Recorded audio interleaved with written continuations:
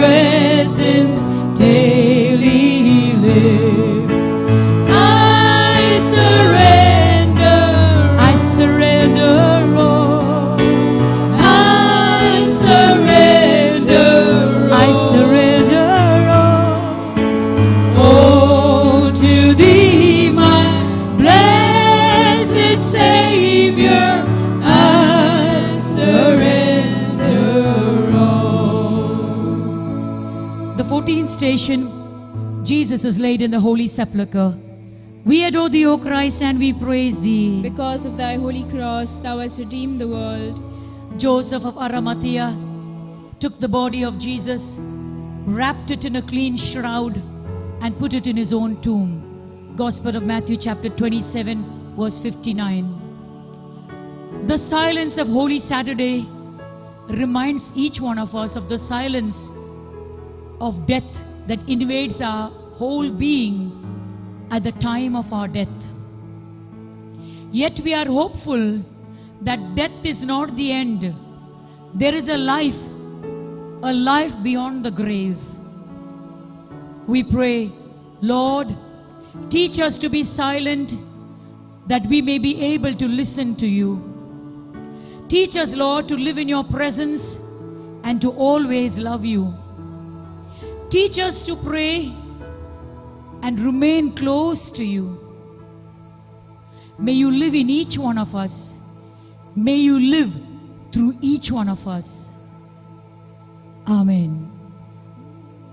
In the cross, be my glory ever. To my raptured soul shall find rest beyond the river.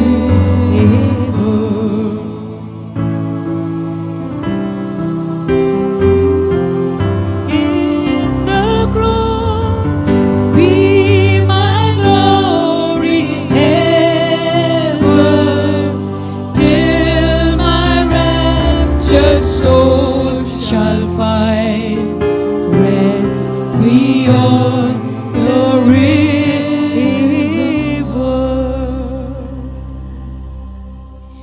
For the intentions of the Holy Father, our Father who art in heaven, hallowed be Your name. Your kingdom come, Your will be done on earth as it is in heaven. Give us today our daily bread. Forgive us our trespasses, as we forgive those who trespass against us. And lead us not into temptation, but deliver us from all evil.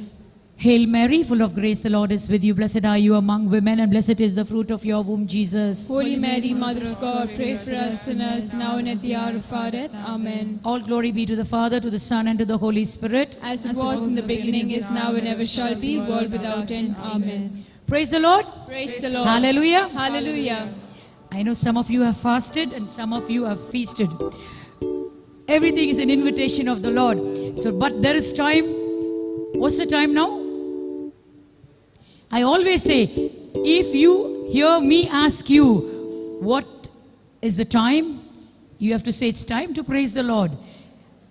It's time to praise the Lord. Praise the Lord.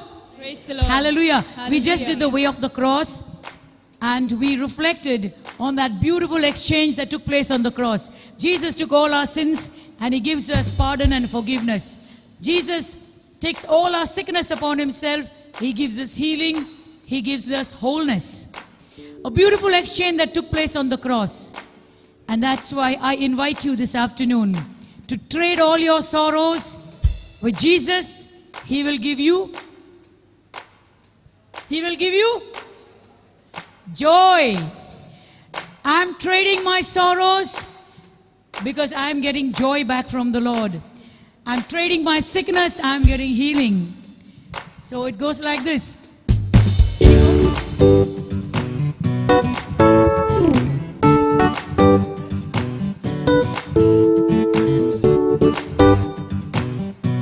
Okay. It goes like this. I'm trading my sorrows, and I'm trading my shame, and I'm laying them down for the joy of the Lord. Can you do it? Sitting there only. trading my sorrows. I'm trading my shame. I'm laying them down for the joy of the Lord.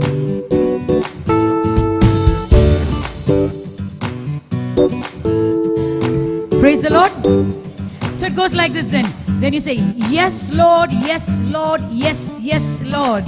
Yes, Lord, yes, Lord, yes, yes, Lord. Come, come. Come, sister, come join us. Come, if anybody else wants to dance for the Lord, come.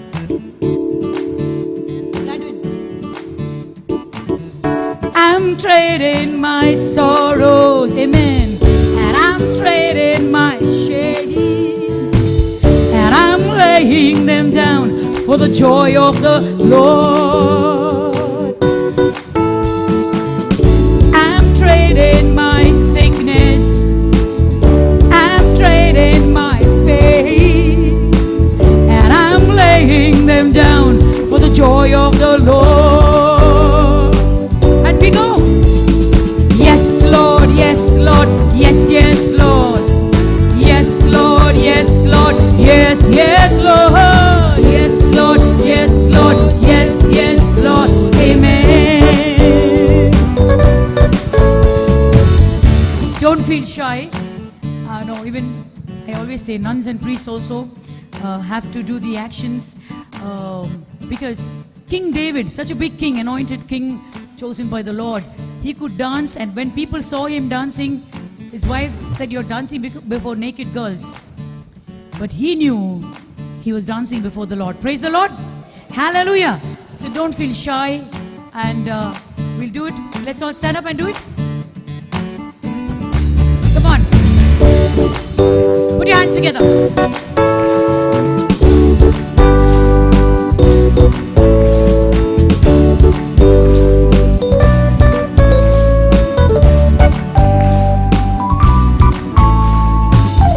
I'm trading my sorrows.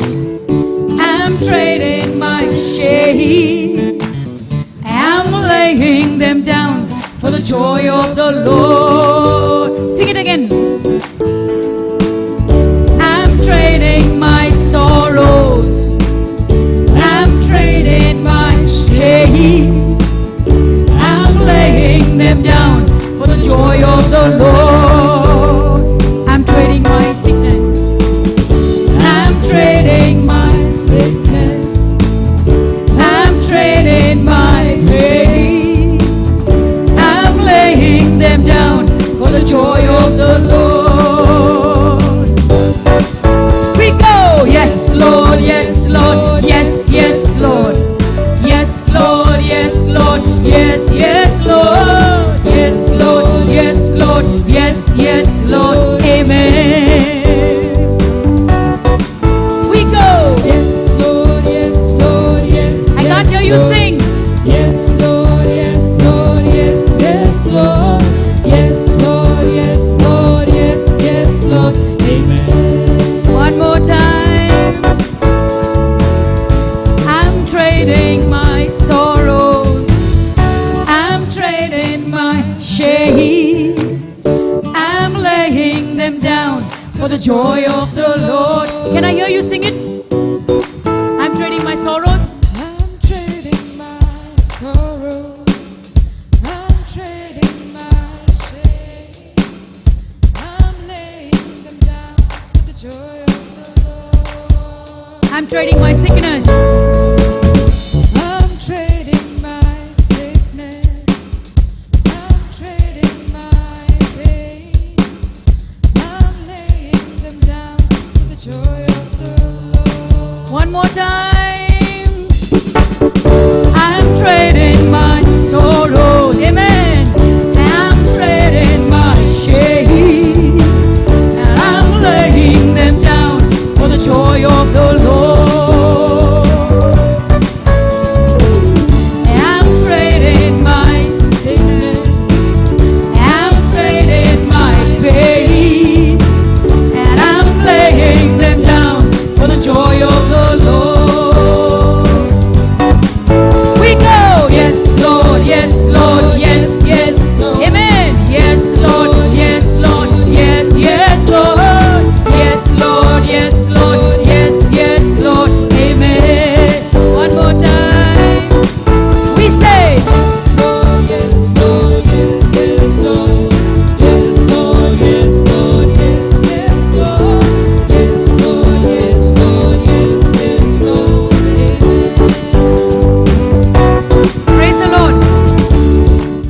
God's army. Praise the Lord. Are you tired? Feeling warm? No? See, the Chennai people are saying no. Mangalore people, come on. No, thank you.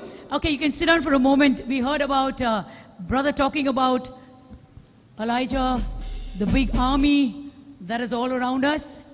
Elisha. See, I'm getting corrected. Elisha. Anybody? Somebody in the Bible. We are also chosen to be soldiers in the army of God. How many want to be in the army of God? Few, some don't want, huh? So you can be a major, you can just be a soldier, or you can be a colonel, whatever, or a captain. We all will do this song, it's God's army. It goes like this. I may never march in the infantry, ride on the cavalry. Young and old, okay, lift up your leg, it's okay, because that's how you'll get healing. I have witnessed many healings during praise and worship. I always remember in Australia and Sri Lanka, they were bringing people on the wheelchairs. I used to assist Father those years. And they will try to do the action, and how many people got healing? People would just get up from the wheelchairs and walk. And I'm wondering now, where are those miracles? We have seen those miracles happening, but now, I think maybe there's a time, or our faith is not enough for God to move mountains for us. Praise the Lord. Yeah, it goes like this. Brother Raghu, you can do it well. Come, brother. We are all in the army of God. I may never march in the infantry, ride on the cavalry, then you go down to shoot. Shoot in the, but brothers, you'll have to do all this later on. Shoot in the artillery. I may never zoom on the enemy, cause I am in the Lord's army. Then you say, yes sir. You know to salute, no? Brother, Sanjay? Come on, we are marching. Left, left, left, right, left.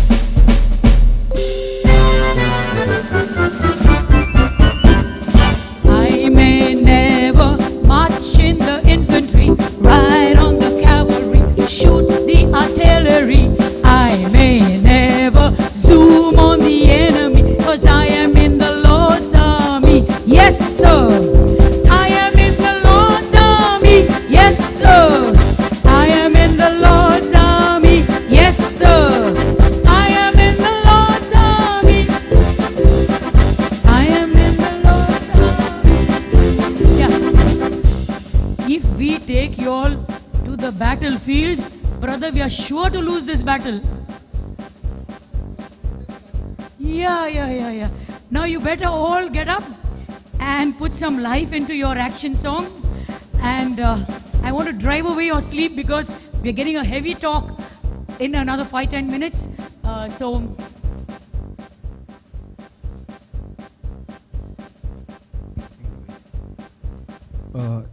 Your attention. A grey Maruti car 5524 is blocking the way. The owner, please go and move the car. 5524 Maruti grey color. Thank you, brother. Okay, are we ready? Are you ready to march for the Lord?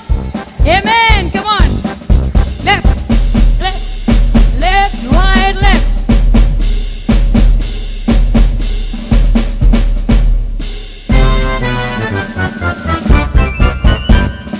I may never march in the infantry, ride on the cavalry, shoot the artillery. I may never zoom on the enemy, cause I am in the Lord's army. Yes sir.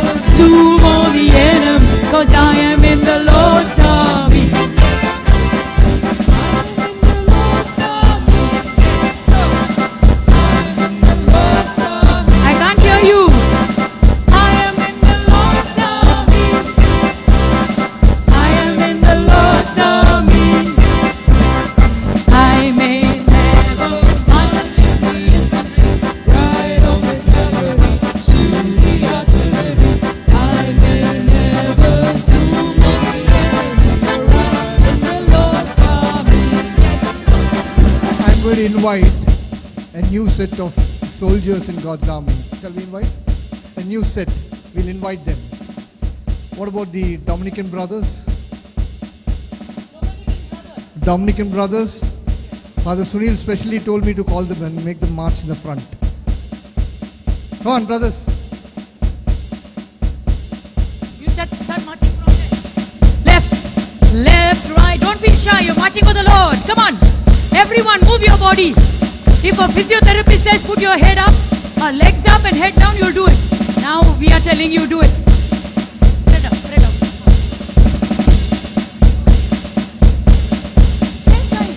One. Left, right, left. Left, right, left. I may never march in the infantry, ride on the cavalry, shoot the artillery. I may never zoom on the enemy, 'cause I am in the Lord's army. Yes, sir, I am in the Lord's army. I am in the Lord's army. Yes, sir, I am in the Lord's army. Yes, sir, I am in the Lord's army. One more time. I may never march in the infantry, ride on the cavalry, shoot the artillery. I may never zoom on the enemy, 'cause I am in the Lord's army. Can I hear you? I am in the Lord's army. Yes, sir. I am in the Lord's army. Yes, sir. I am in the Lord's army. Yes, sir. I am in the Lord's army. Left, right, left.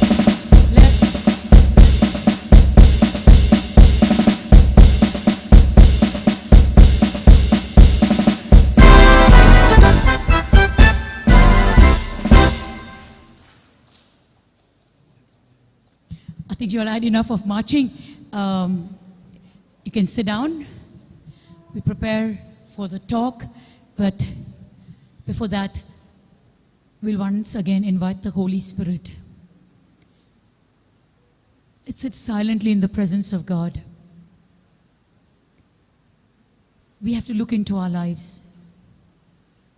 There is a plan, there is a purpose, there is a mission why you and I have been planted on this earth. I was just thinking yesterday, God brought me back to life when doctors gave up on me because my mission, my work was not complete. And I thought, oh, this retreat was also part of the work that I have to complete. So as we surrender ourselves into the hands of the Lord, let Him use us the way He wants. We are His children, chosen, set apart. But He cannot use us unless we cooperate, unless we offer ourselves into His hands. He is the potter, we are the clay.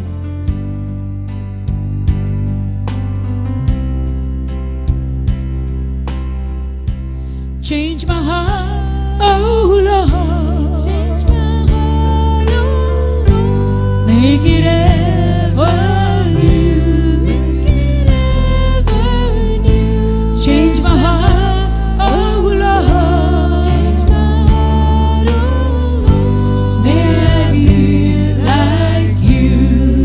We sing it together. Change my heart, oh Lord. Change my heart, oh Lord. Make it ever new.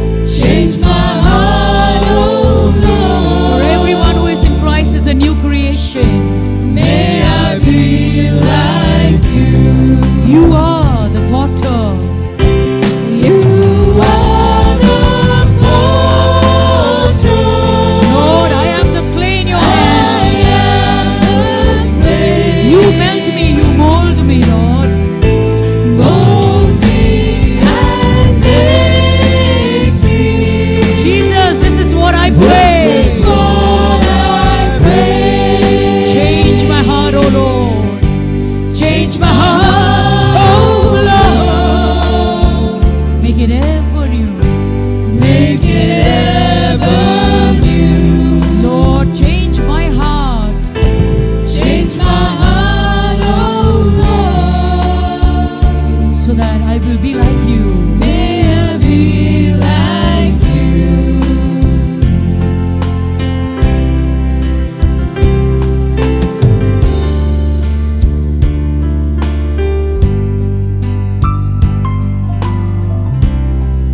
Even if your sins are as red as crimson, I will make you as white as wool. For the kingdom of God is at hand. Repent, return. We heard the parable of the prodigal son.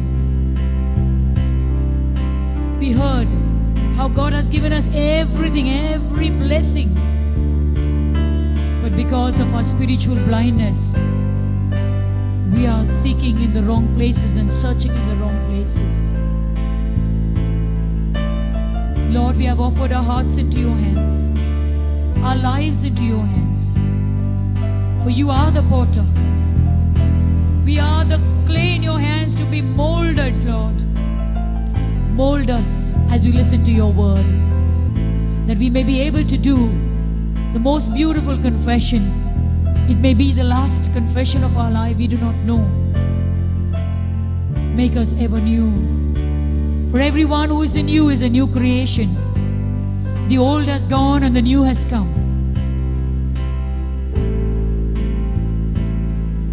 Mother Mary, pray for us now and always. Hail Mary, full of grace, the Lord is with you. Blessed are you among women, and blessed is the fruit of your womb, Jesus. Holy Mary, Mother of God, pray for us sinners, now and at the hour of our death. Amen. Hail Mary, full of grace, the Lord is with you. Blessed are you among women. Blessed is the fruit of your womb, Jesus. Holy Mary, Mother of God, pray for us sinners now and the hour of our death. Amen. Hail Mary, full of grace, the Lord is with you. Blessed are you among women, and blessed is the fruit of your womb, Jesus. Holy Mary, Mother of God, pray for us sinners now and the hour of our death. Amen. All glory be to the Father, to the Son, and to the Holy Spirit. As it was in the beginning, is now, and ever shall be, world without end. Amen. Praise the Lord. Praise the Lord. Raising your right hand up. Praise the Lord. Praise the Lord. Hallelujah. Hallelujah. Are you all happy? Did you have a good lunch? Oh, that's bad news for me. If you have good lunch, what is the next best thing to do? But I'm a very jealous person. If I cannot sleep, I will not allow you to sleep. Praise the Lord. Hallelujah. Hallelujah. My dear friends, I know it's tough, but then we have only 3 days, and that too, it's not a full day session. So therefore, Lenten season is an invitation to repent about our sins and change our ways. Therefore, it's very important to sanctify us. Therefore, this afternoon we are going to start the confession after this talk.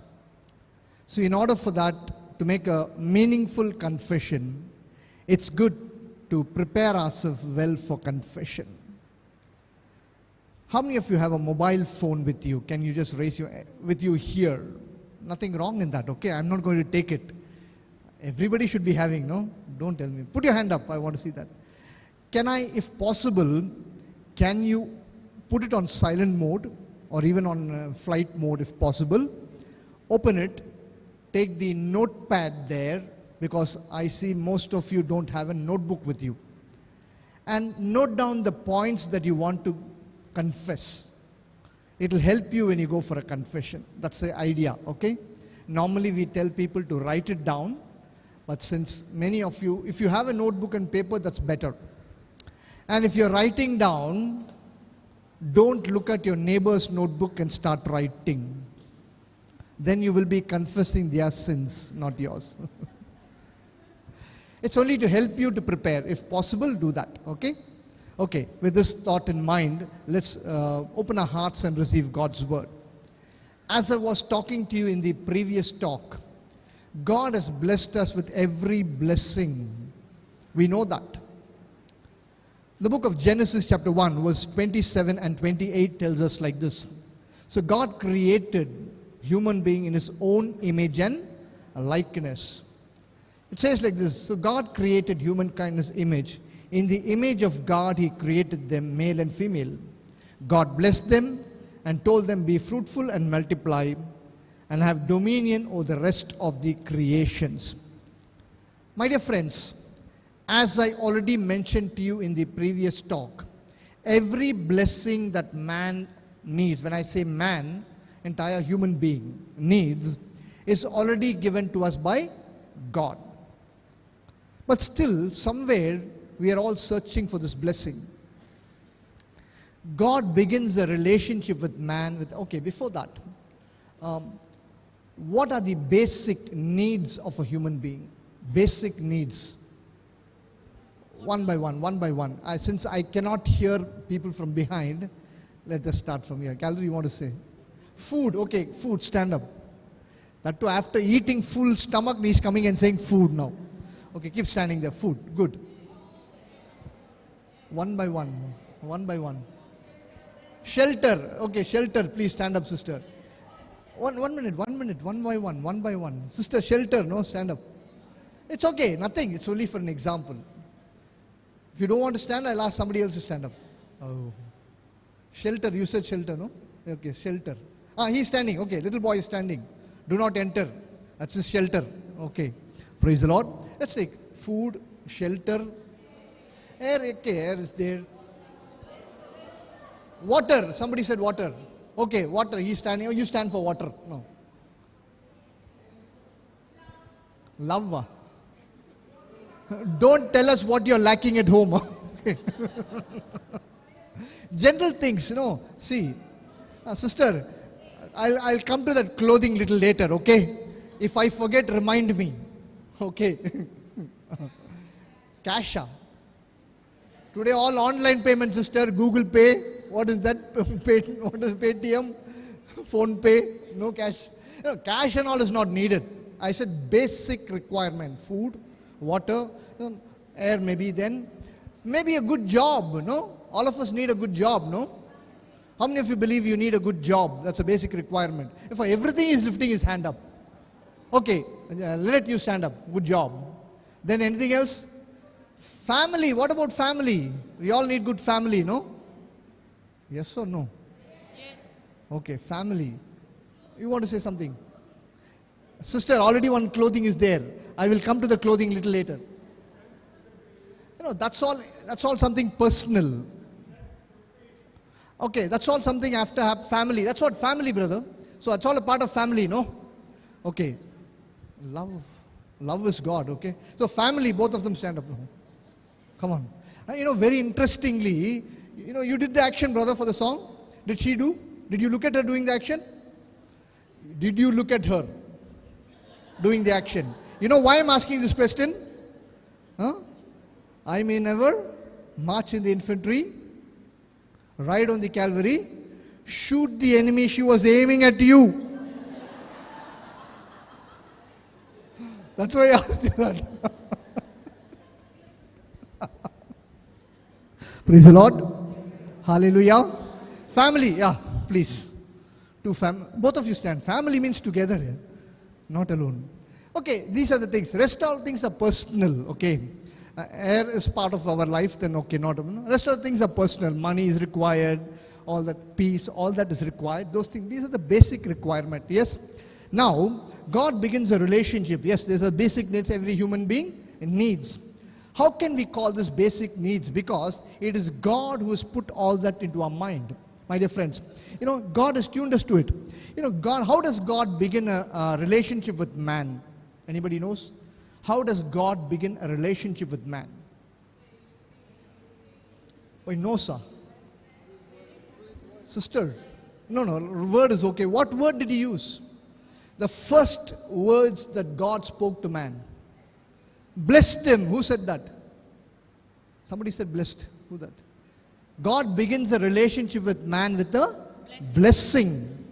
The first thing is God said, God blessed man and told him be fruitful and multiply. So how does he begin a relationship? With a Blessing. What is the blessing that God has given us? God gives us blessing. Yes, do you believe that? Sister, she's thinking, every year he'll come and ask me a question. Now, Sister Flossie, okay, she's retired. No, let her be retired for the time being. What is the blessing that God gave us? Life is a gift of God. I'm talking about a blessing given by God. It says God blessed us. Am I right? So many are there. But you know what God blessed us with? Okay, sister, be fruitful. Okay, let's come to that. First one, Genesis 1:28. God blessed them and began a relationship. What is the blessing? Let's see that. First one, Genesis 2:8. And the Lord God planted a garden in the Eden, the east, and he put the man and his wife there. First thing what God gave us? A place. What did he give us? Place to live. Shelter. Sit down. You only said shelter, no? No, shelter. Who said that? Water. Place to live. Who said? Nobody said, is it? Then you sat down, no? What did you say? Shelter. Okay, you sit down for shelter. Anyway, sitting. Praise. So, a place to live. Okay. Then second one, Genesis 2:9. Out of the ground, the Lord made every tree in the plant, right, for food. Next thing what God gave us? Food. Sit down. Praise the Lord. Then, a river flows out of Eden to water the garden. Water is also given. Sit down. Both of you stood for shelter, man. Now I'm telling you, no. Okay, sit down now. Anyway, you sit down. Praise the Lord. Then, Genesis 2:15. The Lord God took the man, put in the garden to till it and keep it. What is that? Job. Sit down. God gave a job to man. Yeah? Then Genesis 2:22. The rib that God took out of a man, he made it into a woman. What did he give us? Family. Sit down, family. My dear friends, all the necessary blessings that a human being needs was already given by God in the Garden of Eden. Rest of the thing, money and all was created. Even the clothing was created, sister. Anyway, let me complete it. When was man first clothed? After he sinned. So clothing is required to cover the sin of man. So clothing is not a basic necessity if we are in the graceful nature of God. Okay, so that's why I did not include that. Praise the Lord. Hallelujah. Are we clear? Then why are we still seeking blessing? All the basic things, okay?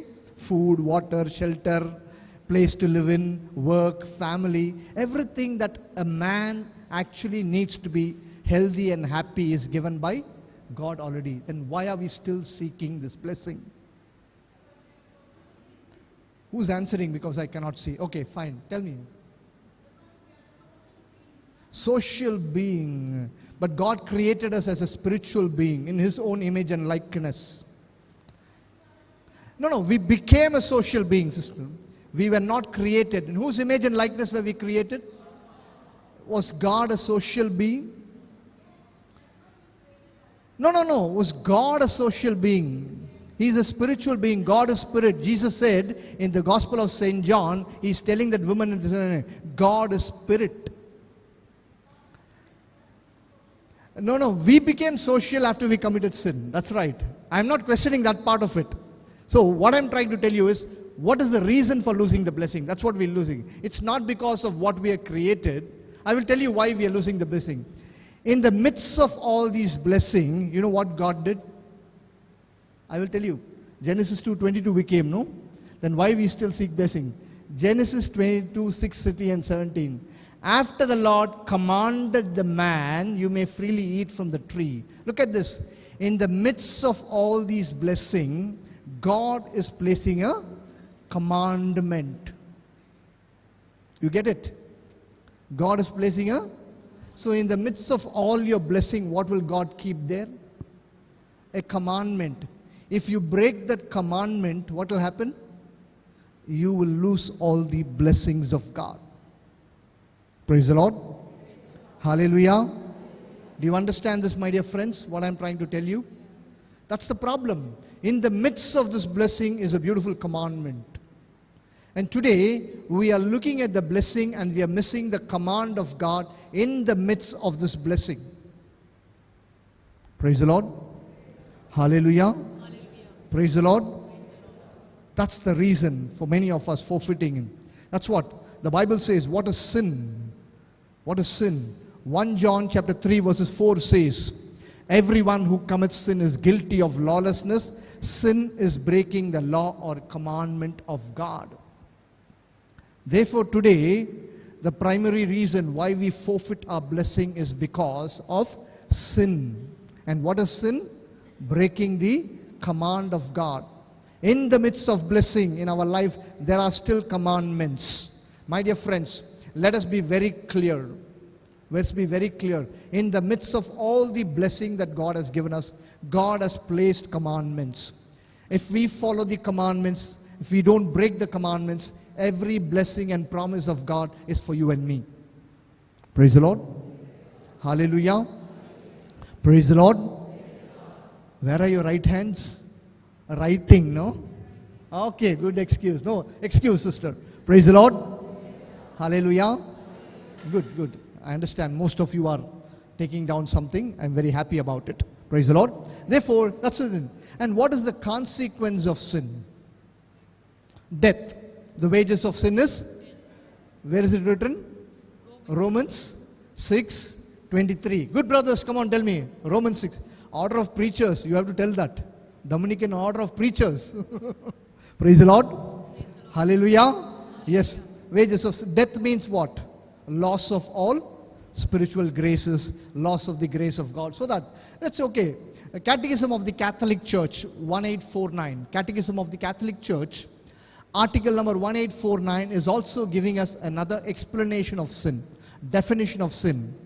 So Catechism of the Catholic Church 1849 says like this: sin is going away from the love of God and the love of a neighbor and attaching ourselves to various things. You go away from the love of God. You go away from the love of a fellow human being and we become attached to other things. This is called as sin. Man, what did he do? He went away from the love of God. He went away from the love of his own wife and sin entered into him. That's the definition of sin. Okay, let's look at the consequence of sin. We should know the consequence of sin and then we will look at how we break the commandments. That's what I'm going to help you. Are you ready for that? Be attentive, okay? I know it's a very tough time to preach, actually, tough time to preach, not to listen. Anyway, if you don't want to listen, all you have to do is close your eyes and sleep. And some of them have some very good spiritual charism. They can open their eyes and sleep. Praise the Lord. So I have to know it's tough. So praise the Lord. Okay, consequences. Number one is the spiritual blindness, which I will not be explaining because in the previous talk I already explained to you. Just can make a note because I already explained. Number two, consequence. Okay, this is also I explained to you the impending danger. Okay, this also I explained to you. Maybe one example I'll give you in Genesis 3:7. Then their eyes were open and they were naked. Sister, look at this. Danger of losing the glory of God, impending danger. This also I explained to you using the example of morning. Explain, no? Forgot, huh? From tomorrow, no lunch, only fasting. Praise the Lord. I explained, no? Using the example of whom? You made me a priest here.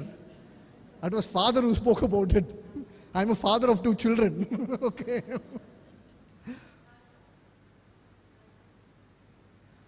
I use the example of Balaam and come on. Yes. Now after that, no?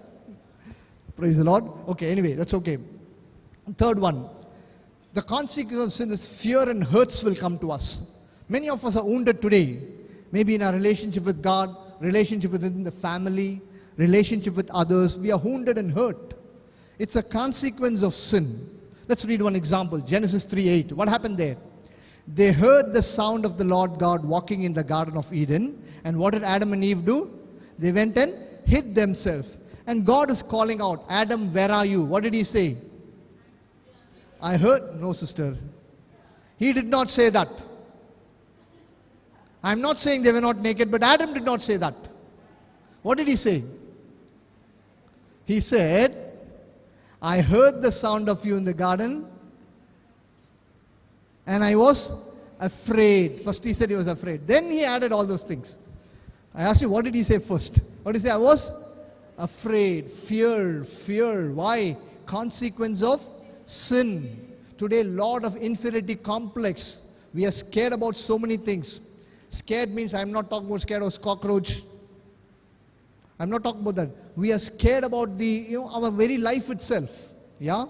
Praise the Lord. Scared of facing the challenges of life. Worried about our children. Why? Look, it's a consequence of sin. That's what happened. They hid themselves and they're saying, I'm scared, I'm afraid.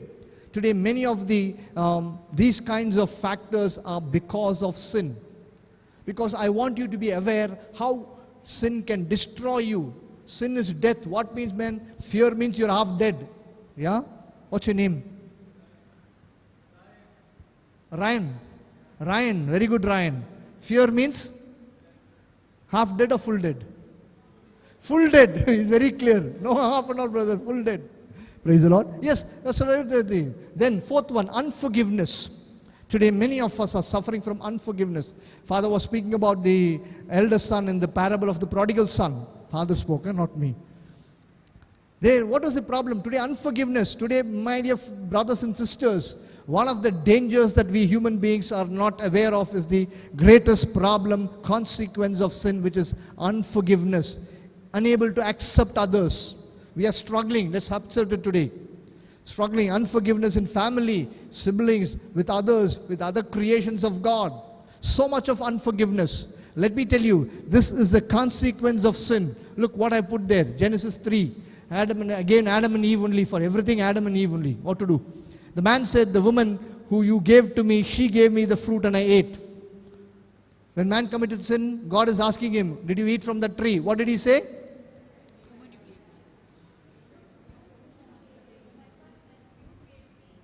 I did not give you anything. Oh, you're talking about God, is it? She's like, you gave me. What is she telling me? I was wondering. Praise the Lord. Hallelujah. It happened. I will tell you one incident that happened. In one place, I was preaching and it was being translated in another language. I can follow that language a little bit. Okay, that not I know, but I cannot preach. So I was preaching and that person was translating. There's one particular point in the adoration. So I'm telling the people, I'm a sinner. What should he translate? He should translate, he looked at me and said, he's a sinner.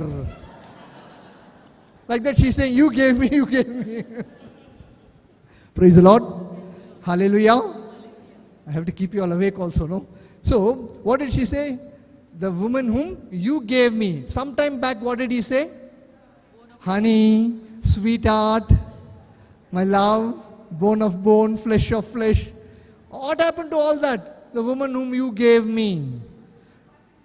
Not passing the buck. It's called as unforgiveness. Not able to accept. Why? Sin. Consequence of sin. Do you understand what I'm saying? Today, unless you come out of sin, there cannot be a forgiveness in your family, in your own relationship with others. Dangerous, my dear friends. Praise the Lord. Hallelujah. I'm not explaining all these points because I just want you to be aware of some of the consequences. Next one, emotional disturbances. Emotional disturbances. Today, many of us, anxiety, tension, shaking head, disturbed, perplexed. So much of emotional disturbances we are going through. Today, many people in their work, youngsters working, ITs, no, all ITs have gone. What to do? What to do now? Because they are working now. We're starting their work only now. Whole night working and tension, pressure. But yes, I am not blaming any of the system here. That's not my agenda. What I'm trying to tell you is today, many of us are emotionally disturbed, not able to sleep properly. It's leading to many other problems. Look at this Genesis example of Cain. Cain committed a sin. Yes? Yes or no? Yeah, we know that. Now look at this. But for Cain and his offering, he had no regard. So Cain was very angry and his countenance fell. The Lord said to him, why are you angry? Why is it? If you do will, you will be accepted. Look at this. Angry. He was frustrated. Countenance fell. Almost a depression is coming to him. Why? Sin. Yes, sister? What are you telling? Jealousy. Yeah, it's a disturbance. Sin causes many things. Yeah, I'm not trying to tell what sin and all. See, look at this. He's emotionally disturbed. You know, God is coming and asking him, where is your brother? What did he say? I don't know. Am I a keeper? Look at this. Emotionally disturbed answer. Yes or no? Why? Because of sin. Root cause. That's what I'm trying to tell you. Consequence of sin. Today, we are emotionally disturbed because the cause is sin. That's a reason. That's a reason. And one more thing. Sickness. Sickness. Today, many of the sicknesses is because of sin. John chapter 5. You know, this is the healing of the man who was paralyzed. Yes? How long was he lying near the pool of Bethsaida? 38 years. Yes, we know that. 38 years. Okay. Now, Jesus is coming and healing him. Yes or no? Then the Pharisees are asking him, who healed you? Did he know who healed him? He did not know. The Bible says he did not know. But later Jesus found him. That's what it says. They asked him, who is the one who told you to take up and walk? Now the man who had been did not know who it was, for Jesus had disappeared. Later Jesus found him in the temple and said to him, see, you have been made well. Do not sin anymore. My dear friends, see, you have been healed. Don't sin. So what was the cause of his sickness? Sin. Sin. Today, consequence of sin is sickness, my dear friends. Sickness. We don't understand this. We have plenty of testimonies when people make a true repentance and confess their sins. Healing happens. Healing happens. Praise the Lord. Hallelujah. Entry point for Satan. Sin is the entry point for Satan. Let's read a few verses. The thief comes only to steal, kill and to destroy. I came that may have life. Look at this, my dear friends. I wanted to take your attention to two words of God here. Thief comes only to steal, kill and destroy. We are all clear about it. But look at Colossians 2:15 says, he disarmed the rulers and authorities and made a public example of them, triumphing over them all. So Jesus defeated the powers of darkness. Yes or no? So therefore, he has no authority over you, sister. Do you know that? Do you know or you don't know? How many of you know that Satan has no authority over you? He cannot enter you. How many of you know that? Put your hand up. But then, when you sin, you are opening a door for him to enter. I'll give you an example. Judas. Okay. Sin opens the door for Satan to enter. Okay. That's right. I'll put one example here. John 13:26 and 27. Jesus answered, it is the one to whom I give the piece of bread when I have dipped it in the dish. So when he had dipped the piece of bread, he gave it to Judas, son of Simon Iscariot. After he received the piece of bread, come on, who entered? Can I hear that loudly? Why? Sin. His conscience was not clear. So what did he do? Open the door for, my dear friends, sin. You're opening the door for Satan in your life. Praise the Lord. Hallelujah. Praise the Lord. And the eighth one, unhealed hurts. That is the sin. If we have sin, our wounds can never be healed. Lamentation 3:19-20. The thought of my affliction, homelessness, gall. My soul continuously thinks about is bow down. Somebody said jealousy. Sister, jealousy. Can you read jealousy? James 3:16. Where there is envy and selfish ambition, there will be disorder and wickedness of every kind. So sin will make us, unhealed of everything. All this will happen when you have sin in you. What is sin? Now what is sin? Lawlessness, or breaking the commandments of God. So today, in the midst of all the blessings that we have, how many commandments has Jesus placed? Can I hear that? 1. We'll do one thing. From there we'll start. 1, 2, 3, 4, 5 we'll go. Okay. Who said 10? Who said 10 now? No. I'm asking you, who said 10 now? Somebody said 10 here.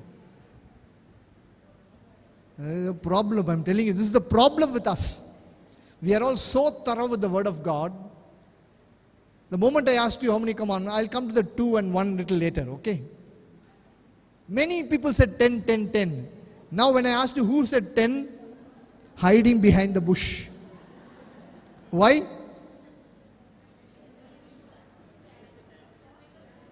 No standing and all, sister. I don't think they're worried about standing. Nobody is worried about standing and all. The problem is, the same question asked 2 times, we'll get different answers. Okay, 10 commandments. Are we clear about it? Yeah, Jesus summarizes it into 2. You can summarize it further into 1 commandment as love also. Nothing wrong in all these answers. Yeah, you can say 10, and 10 is summarized into 2 by Jesus. We can still summarize that into 1 as love. Okay, nothing wrong in that. So what we will do is, some of the points in the 10 commandments I will explain to you. Okay, I'm not going to preach on every point. It will take a lot of time. It will take about 4 hours. Is it okay? Is it okay? Yes or no? No problem for you, sister. You are sitting comfortably. I have to stand for 4 hours. Problem for me, not for you. Okay, I won't do that. So what we'll do, some points here and there which is important, I'll give you. Let's go the first of the 10 commandments. What's the first of the 10 commandments? I am the Lord your God, you shall have no other gods besides me. My dear friends, this commandment talks about idol worship. Talks about idol worship. You know what's an idol worship? Yes, okay.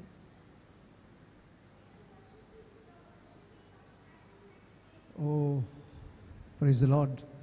Okay, this is the problem. See, idol worship means simple. The first place that is to be given to God, okay? The first place that is to be given to God, if it is given to anything else, that's called an idol worship. And don't think bowing before a statue can be an idol worship, but not necessarily, okay? We can revere these statues, nothing wrong in that. Okay, we won't go into that aspect now. What I'm telling you, the first place that is to be given to God, if it is given to anything else, it becomes an idol worship. For example, if you go to youngsters' room, what do you find on the walls? Come on, tell me. Posters. What posters, sister? Okay, some celebrities, yes? Why? These children want to idolize them. Idolizing them, looking like them, changing their hairstyle like them, yeah? But Ephesians 5:1, I don't think I put it on the screen. Ephesians 5:1 says, therefore be imitators of God.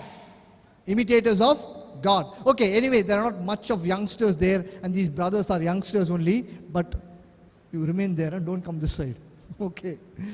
So, but even in the righteous things that we do, we can, I'm not giving you, see, as Christians we know worshipping other gods is an idol worship. I'm not mentioning all those things. All that we know. But many places where we miss, the point of confession. Many times we, indirectly break this commandment. We don't even know. For example, even in the righteous things that we do, we can become idol worshippers. Praise the Lord. Let's take an example. Any good singers here other than me? Why are you laughing, sister? I'm a very good singer. Do you know that? I sing beautifully. But the problem is when people hear me, they are telling me that I'm not singing well. The problem is my voice is very good. Their ears are bad. What to do? Okay, it doesn't matter now. Just an example. Hey, both of you used to sing, no? Don't worry, I won't give you the mic and all to sing. Just an example. Let's take Hannah.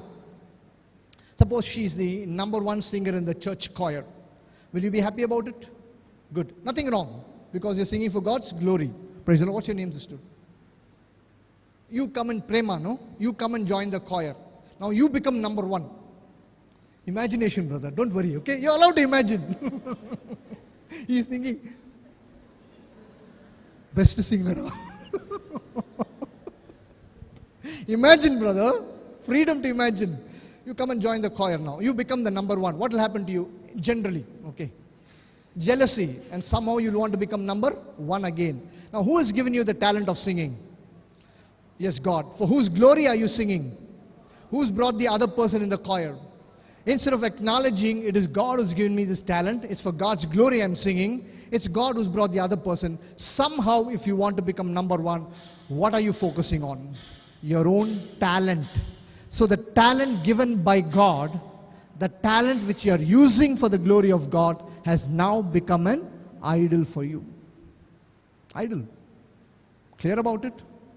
And we think we are not idol worshippers. Suppose another example, sister. Suppose you have the habit of getting up at 5 o'clock in the morning and praying. Is it good? Yes or no? You say 5 rosaries in a day. Is it good or bad? Good or bad? Okay. Now you go and walk up to this lady there who doesn't want to stand up. Okay. And just an example, sister. Suppose she is coming and asking you, hey, what time you get up and pray in the morning? You're saying 7 o'clock. 7 o'clock, I get up at 5 o'clock and pray. How many rosaries you say in a day? You're saying 1.5 rosary, something like that. She says, I am saying 5 rosaries. Which is better, 5 o'clock or 7 o'clock? Which is better? 5 o'clock. Obviously 5 is better. 5 rosaries or 1 rosary, which is better? But now, what are you saying? I did it, I did it, I did it. So your own spiritual activity is an idol. Do you understand that? Today, many of us, in our spiritual life itself, we are idol worshippers. Remember, Luke chapter 18, the tax collector and the Pharisee going to the temple and praying. Was the Pharisee a righteous man? Was he a righteous man? Sister, he is fasting twice a week. For us, what? One meal also we are not able to do. No. Was he doing everything as per the requirement of the law? Yes. He was fasting, praying, tithing, everything he was doing. But what was he saying? I did it, I did. So his own righteous action is an idol. You get my point? Examine yourself. This could be the problem with us today. We may be praying, but am I giving more importance to my action than to God? Confess it. This is a block between you and your God. How else do we break this commandment of God? I'll share a testimony. I've shared this many times, but it's a wonderful testimony, so I cannot miss it. You know, one lady during one of the retreats, not one of the retreats, she comes regularly to our retreat center. She came and told me, very well known to me. She came and told me, Raghu, I have a certain problem. Why don't you pray for me? Next 1 week, every day after my personal prayer, I used to lift up her intention in prayer for some time. After 1 week, I wanted to know what happened to her. She was well known to me. So I called her up. She picked up the phone. I asked her, sister, how is your problem? She said, everything is fine. And she was weeping on the phone. So I assumed that she has other problems. I asked her, do you have any other problem? She said, no, and she cut the phone. So I assumed she has other problems. Went and prayed some more time for her. Then I had my own things to do. About 3 hours later, this lady is calling me back. Brother, did you call me? I saw your number on the mobile. That means she was not even aware that I spoke to her some time back. Then I asked her, sister, how's your problem? Hey, that problem, nothing has happened, man. Everything is the same. Sometime back, what she said, everything is. Then I asked her, do you have any other problem? You were weeping on the phone. This lady is telling me, brother, I was watching one television serial, brother. At that time, you called me up. Now, what is happening? Somebody is crying in the television. She is also emotionally involved, crying like a fool. I'm kneeling down and praying. Will God answer your prayers? God says, come to me with your tears. And now in front of the media, family prayers, postpone, prepone, shorten. Hey, come fast here, time up here, say Hail Mary, come fast here, tell fast here. Why? To accommodate some entertainment. So what is taking the first place today? Media, entertainment, gadgets. And, oh brother, we worship only Jesus Christ. We are not idol worshippers. Today, know what's idol? Our gadgets, our media and entertainment. Church is not against all these things. Don't mistake. But if it takes the first place, it's an idol worship. Yeah, confess it. I will tell you how people are controlled by this. Before the lockdown, I think a couple of retreats before the lockdown, so maybe it's a month of January last year. I think during the retreat, one young girl, maybe about 25, 26 years, she came to me and said, brother, I'm in terrible depression. I want to talk to you. So she had already gone for counseling with somebody else. I said, I'll pray for you because I was also a little busy. She said, no, I'm in terrible depression. I have to talk to you. If something happens to me, you will be responsible. Threatening me. What to do now? Anyway, I thought something very serious. I said, okay, come, I'll meet you. Because we don't know, no? Sometimes they can be in terrible depression. So then this is what she narrated to me. She is working in a particular place in Bangalore. The previous week, all the staff had gone for a picnic. She had taken a lot of selfies and posted on Facebook. She got only 5 likes. Terrible depression because of that. When I heard this, I went into a depression. What is controlling us today? Social media. I'm not saying social media is wrong, don't mistake me, but today people are controlled by that. Gadgets controlled by that. Praise the Lord. Hallelujah. Praise the Lord. Last year I was for a retreat in, I think, Roshni. After that, Vitus had dropped me in the bus stop. I got into the bus. I was there. Just in front of me was a mother and daughter. Okay. The problem for me was that girl, a teenage girl, was using such a big gadget, and the light was flashing on my eyes. I could not sleep. I was very irritated with her. Such light, we want to sleep, we're already tired, we want to go. Then, bus stop somewhere for the usual break. And this girl is telling her mommy, I was scared. A grown-up girl scared in the bus. There are about 30 people around. I was wondering. Then she completed the statement. I was scared I will lose connectivity. Fear of losing connectivity is the biggest fear today for people. Praise the Lord. So what is controlling her? Examine yourself today. I'm not going to elaborate on this, but we know, honestly, this could be the problem in many people today's life. And we think we are not idol worship. Yes, your gadget is an idol. Your media is an idol. Your entertainment is an idol because that's taking the priority. That's what I'm saying. Praise the Lord. Hallelujah. How else do we break this commandment of God? Charms. Use of charms. Okay. Use of charms. I put this charms and objects of luck. Today, I have to mention this. Sorry, I'm not saying everybody is doing this. Many people today, they believe in objects and some kind of a material things for their protection or luck. For example, if this brother is having a certain ring with a stone in it, why do you wear it? Not you, this is an example. Why do people wear it? Go on, tell me something. Huh? Good luck. Then what are you depending on? Creation of God. Yes, is that not an idol worship? Yes or no? Is that not an idol worship?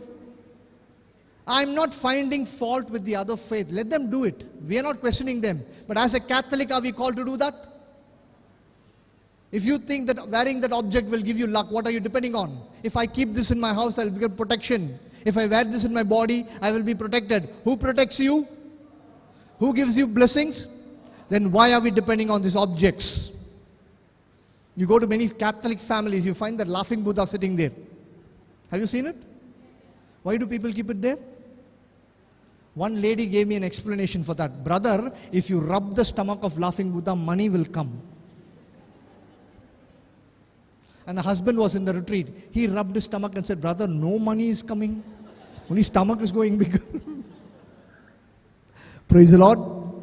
Hallelujah. Again, this is not finding fault with the other faith. As Catholic, why are we doing it? As a Christian, why are we doing it? Praise the Lord. But the justification we Catholics have, brother, we don't believe in all these things. Somebody gave it, so it's there. It's nice, so I'm wearing it. My dear friends, whether you believe it or not, the presence of such unholy objects in your bodies, in your houses, brings you destruction. There's a beautiful example in the Bible. When you find time, read the book of Joshua chapter 7. Read it later. After Jericho is captured, God is giving Joshua a commandment. He says, you will not bring any unholy objects into your camp. Next day, Joshua goes for battle and he loses the battle. So he's asking God, why has it happened to me? I'll put one word of God for you. Joshua 7:12 alone I'll put. You know what God said? Therefore the Israelites are unable to stand before their enemies. They turn their back because they have become a thing devoted for destruction. I will be with you no more unless you destroy these devoted things from among you. What did God say? I will be with you no more. If God finds such objects in your house, in your bodies, you know what God will tell you? I will be with you no more. Now Joshua has not done anything wrong. He goes and checks the other people in the camp. One couple, Achan and his wife, they have hidden something and kept. Joshua is questioning them. Why did you bring it? You know what Achan said? I did not bring it to worship. Very clear. He did not bring it to worship. It was made of gold, bronze and silver, and it was beautiful, so I brought it. Why did he bring it? Showpiece. It was nice.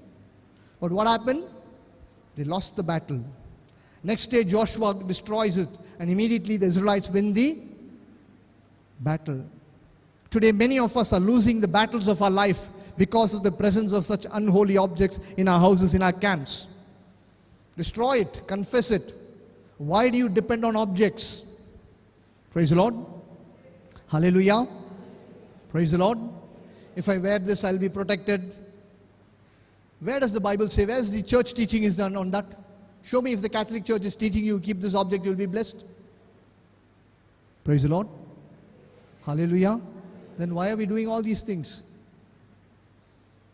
I remember a testimony, I'll tell you. One lady, years back, she came to the center for a counseling. She had certain problem. Then the director called me and said, can you pray for her? She has this problem. When I prayed, God showed me a vision and said that this lady has a lot of this African mask, devilish mask. I told her, you have all these things, this is the cause for your block. She said, no, I don't have this. Again the same message. When I told this, she got very angry with me. What are you talking? I don't have all these things. Then father said, okay, you go and pray. We'll pray for you. Send her off. 1 week later, this lady is coming back with a box full of such things. And she's saying, Father, all these things, I did not know it was there. Years back, I remember buying all these things. It was lying on the loft. When brother told me, I got angry with him because it was not there. But something was pricking me. So I went and searched. I found it there. Because she had believed it and kept it. Praise the Lord. Hallelujah. She's not using it now, but she has not confessed it. She's not destroyed it. Then we destroyed it. Within 1 week, her problem was solved. Praise the Lord. Hallelujah. So my dear friends, I am telling you the word of God. It's not my teaching. It's the word of God. It's the teaching of the church. Take it seriously. Take it seriously. Praise the Lord. Hallelujah. Nothing, no objects can give you. Having certain objects cannot bring you luck. It cannot give you protection. God is the source of every blessing. He is the source of every protection for you and me. Praise the Lord. Hallelujah. Book of Deuteronomy 23:14 says like this. Because the Lord your God travels along with your camp, therefore your camp should be holy. Camp means your body, your house. If he sees anything indecent among you, he will turn away from you. Bible says God will turn away from you. Do you want God to turn away from you? Yes or no? Can I hear that? Then if you have such things in your body, in your houses, confess it first and remove it. Remove it, my dear friends. Praise the Lord. Next, how do we break this commandment of God? Exodus 23:24. Practices. Exodus 23:24 says, you shall not worship or bow down to them or follow their practices. Follow their practices. Today, in the name of Jesus Christ, many pagan practices from the other faith is creeping into our Catholic faith. Many of us are following the practices of the other religion in our Catholic faith. I'm sorry to say this. Many of us are doing it. For example, how many of you have gone to the cemetery on All Souls Day? Put your hand over. Don't worry. Okay, nothing wrong in that, okay? Nothing wrong in going there. Cemetery on All Souls Day, that's what I'm asking. Put your hands up. Okay, nothing wrong in that. So what do we do? What do we do? Yeah, the church says at least on that day, pray for the departed soul, especially for the souls who have nobody to pray for. That's the meaning of that. So nothing wrong in visiting the cemetery, offering a little candle and praying, or flowers and praying. But you know what many people do? Food. Who's saying that? Okay, food and all. Brother, whose practice is that? From another faith. Yes? Incorporated into our Catholic faith. The favorite food of and all they offer on that. Does the church tell us to do that? Does the word of God tell us to do that? Then why are we doing it? Incorporated from another faith. Why are the other faith doing? We are not questioning them. That's not our job. Let them do what they want to. But does our Catholic faith tell us to do that? I always imagine, brother, you're offering some food for the departed person. Not your brother or father? Brother only, no? Okay. So, suppose one hand comes out of the grave, takes that food and goes in. What will happen? One more grave for you. Heart attack. Who's from the income, not afraid. But Bible says, do not follow their practices. Praise the Lord. Hallelujah. Do we understand this, brothers and sisters? I remember years back, one lady, one of the intercessors, she lost her husband. On the 40th day, there was a prayer in the house. She had invited many of us. All of us went there. When we entered the house, beautiful picture of Sacred Heart of Jesus fully decorated. Then the picture of the person who had died. And then there was a big banana leaf, rice, jaggery, plantain, everything was kept there. So I could not keep quiet. I said, oh, food is ready for me, for us. She got very angry with me. Hey, what do you know, man? I'm offering to my husband. Whose practice is that? Let's not worry about the religion. From another faith, yes, but she is doing it in the name of Jesus Christ. And the best part was, beside there was a half a bottle of brandy. I asked her, what is this for? Hey, my husband loved this brandy, that's why I'm giving it to him. That fellow died out of liver cirrhosis, excessive drinking. This one is still offering in the name of Jesus Christ. Follow their practices. Praise the Lord. I'm just giving these examples, but many of us coming from different places. You have your own practices from the other faith here. I'm telling you. Examine yourself. The Bible is very clear. You shall not follow their practices. Praise the Lord. Hallelujah. Let me give you a few things for you to understand that. Nice, a newborn baby. What do you all do? Kajal. One black mark there. Why? Huh? Aya. Who's eye, sister? Huh? Evil eye. Who's evil eye? They say if somebody looks with an evil eye, that black thing will protect that child. What rubbish here. Who's giving protection? Okay, let anybody look with any evil eye. If you believe in Christ, will the child be affected? My question is that. Yes or no? That's what I'm telling, brother. I'm sorry to say this. You know what? Some years back, I was on a retreat in Karwar, close to you all. I saw this, every second house has got this, one picture of an evil eye. So I asked the person who normally takes us, the person there, I asked him, what is this here? One evil eye in every second house, it's there. Then you know what he said? He said, brother, all Catholics. I'm sorry to say this. No, we are not questioning the other people. I'm not saying you're doing, sister. If you're doing it, you have to confess it. I'm just giving an example. What all practices we do. How can giving a small kajal on this thing will protect you? What are you trusting on? You're trusting on your God or a small black kajal? Yeah, or the creator or the creation. From where did he incorporate all that? Does the church tell us? Does the Bible tell us that? And we say we are not? Brother, first commandment. No, brother, we don't break. Only Jesus Christ. Again, I'm not judging anybody. If you have done it, you confess it. That's what. I don't know whether you are doing it. I do not know. I'm not saying you are doing it also. That I do not know. You know. God knows. That's all. But it's good to know that thing. That's all. It's good to know these things. Praise the Lord. Follow their practices. Very important. Okay, how else? Many New Age movements. Okay, this is a vast subject, so I cannot explain in detail. But let me tell you, many of these New Age movements has an evil consecration. But it is presented as something beautiful, like a meditation, like a healing therapy, relaxation therapy, and we think it's okay and we do it. The church has made an extensive study in many of these things. There's one of the official documents for the Vatican called the Jesus Christ Dispenser of the Living Water, where they have listed out many things which are idol worship, which are demonic in nature. Many of the New Age movements. Praise the Lord. Let me give you one example. Yes, you have a doubt. So, for example, let me give one example because I told you, pranic healing. Many Catholics go for that. But do you know what they are doing in that? What is the signs of that? It says, you are the healer, you can heal transfer your healing power to others. But what does Exodus 15:26 says? Yahovah Rapha, I am the Lord your. It's contradicting the power of God. Praise the Lord. Hallelujah. Many such things. It's a long list, so I won't go deep into it. For example, Vastu. Okay, I'll talk about Vastu, maybe. Sister. Vastu, what is Vastu? I'm not saying you're doing. Don't make a confession here. Okay, I'm just telling you, making you aware of it. You know what is Vastu? Planning. Yes. See, suppose, I'll give you an example. Suppose an engineer or contractor comes and tells you, you have an extra window this side so that there can be a cross ventilation. Nothing wrong in that. Yeah, is there anything wrong in that? Nothing wrong in that, because that is scientifically, that's what is actually called as Vastu. But today what they're doing, some kind of a magical things, your bathroom should be on the, your kitchen should face the northeast corner, your bedroom should face the southwest corner, your kitchen should be upside down, something they will say. And we also will go do all these things. Praise the Lord. Hallelujah. Praise the Lord. Psalms 127 verses 1, I think I put it there. Okay, I'll read. Psalms 127 verse 1 says, unless the Lord blesses your house, those who labor in vain. Who has to bless your house?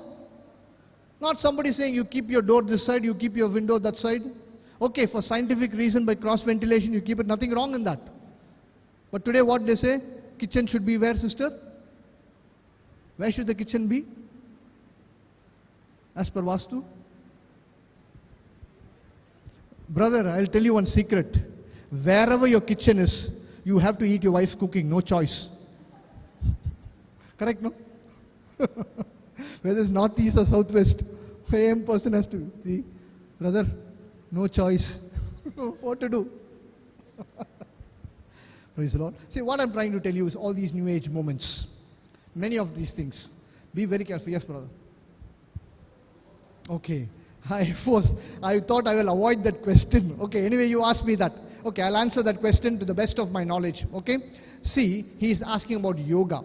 Let me tell you two things. First of all, there's a little no clarity from the church on that. I make it very clear. Because first, it is in that document is listed as a pagan practice.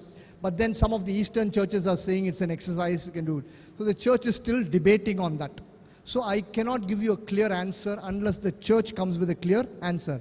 But my personal opinion, don't do it. My personal, I'm telling you it's personal, I'm recording it. I'm not quoting anything. Because, see, where is the initiation, brother?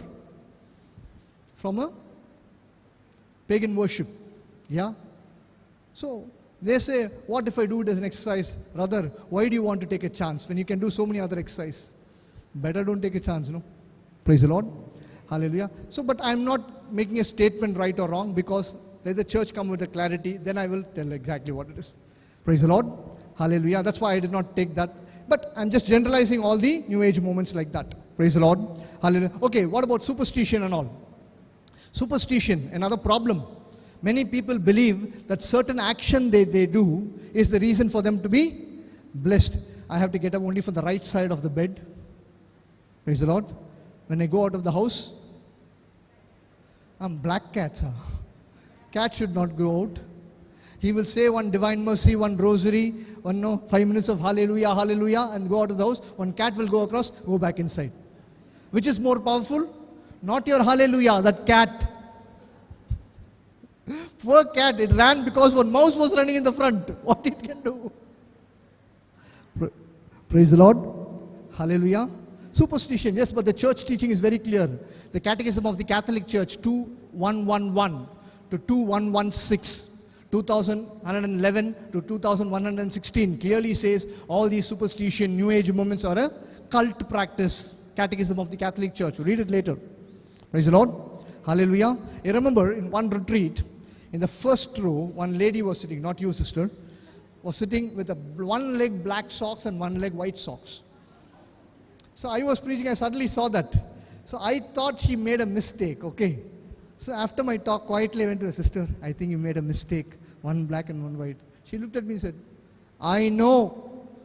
You know, only if I wear black and white, God will bless me. Do you know that? She's asking me. That is the first time in my life I came to know that God is color blind. He knows only black and white. Superstition. Praise the Lord. I'll tell you, sister, I have hundreds of testimony. When my daughter was writing her exam, I had to drop her in another center. Okay? It was in the month of April, very hot and humid, yeah? So, one of her classmates, a Catholic boy whom I know very well, coming from a well-off family, the first 4 days this boy is wearing the same shirt. You know, in summertime you cannot wear it. You know, it's very...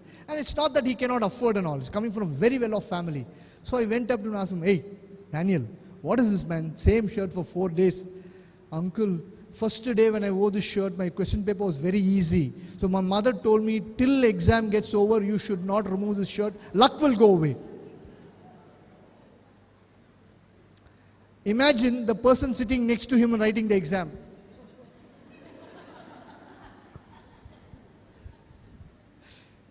What are we depending on? What are we trusting on? Our own actions, superstition. The church is very clear, my dear friends.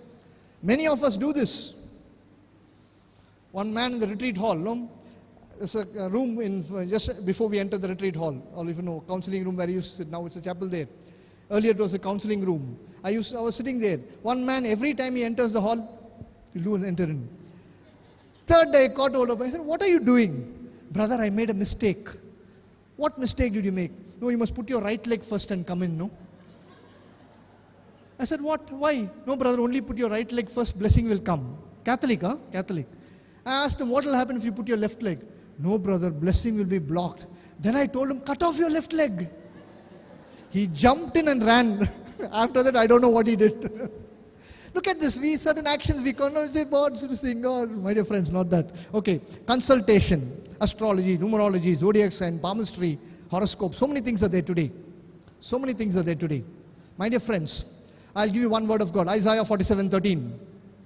Isaiah 47:13 and 14 says like this. You are wearied with your many consultation. Let those who study the heavens and stand up to save you. They are like stubble. The fire consumes them. They cannot save themselves. That's what the Bible says. You go consult somebody. They study the movement of the stars and the planet and predict the future for you and me. Now if I ask this to Catholics, brother, we don't believe in all this, brother. I know, I'm happy that you don't believe in it. But for fun you do it, no? For fun. Let us see. Let us see what's written there. Zodiac sign. Brother, what's your zodiac sign?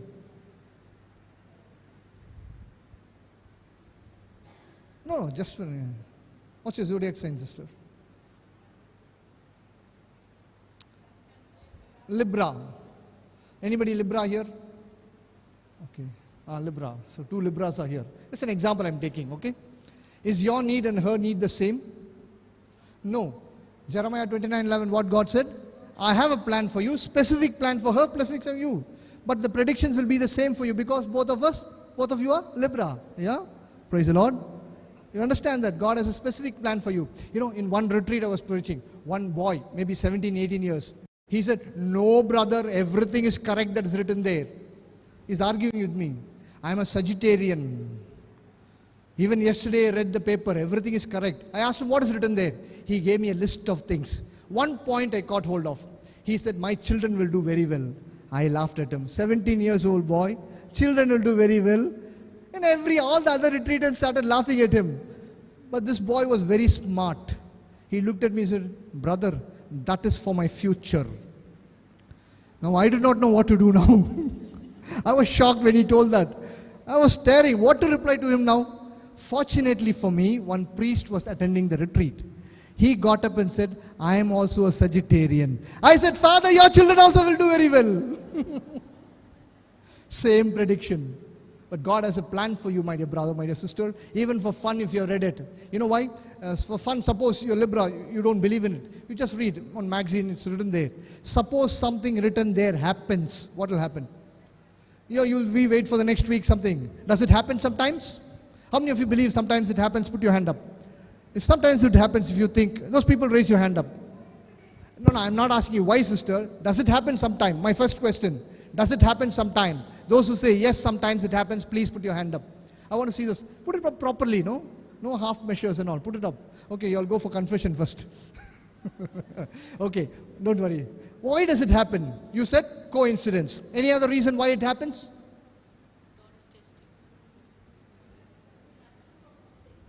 Blessing.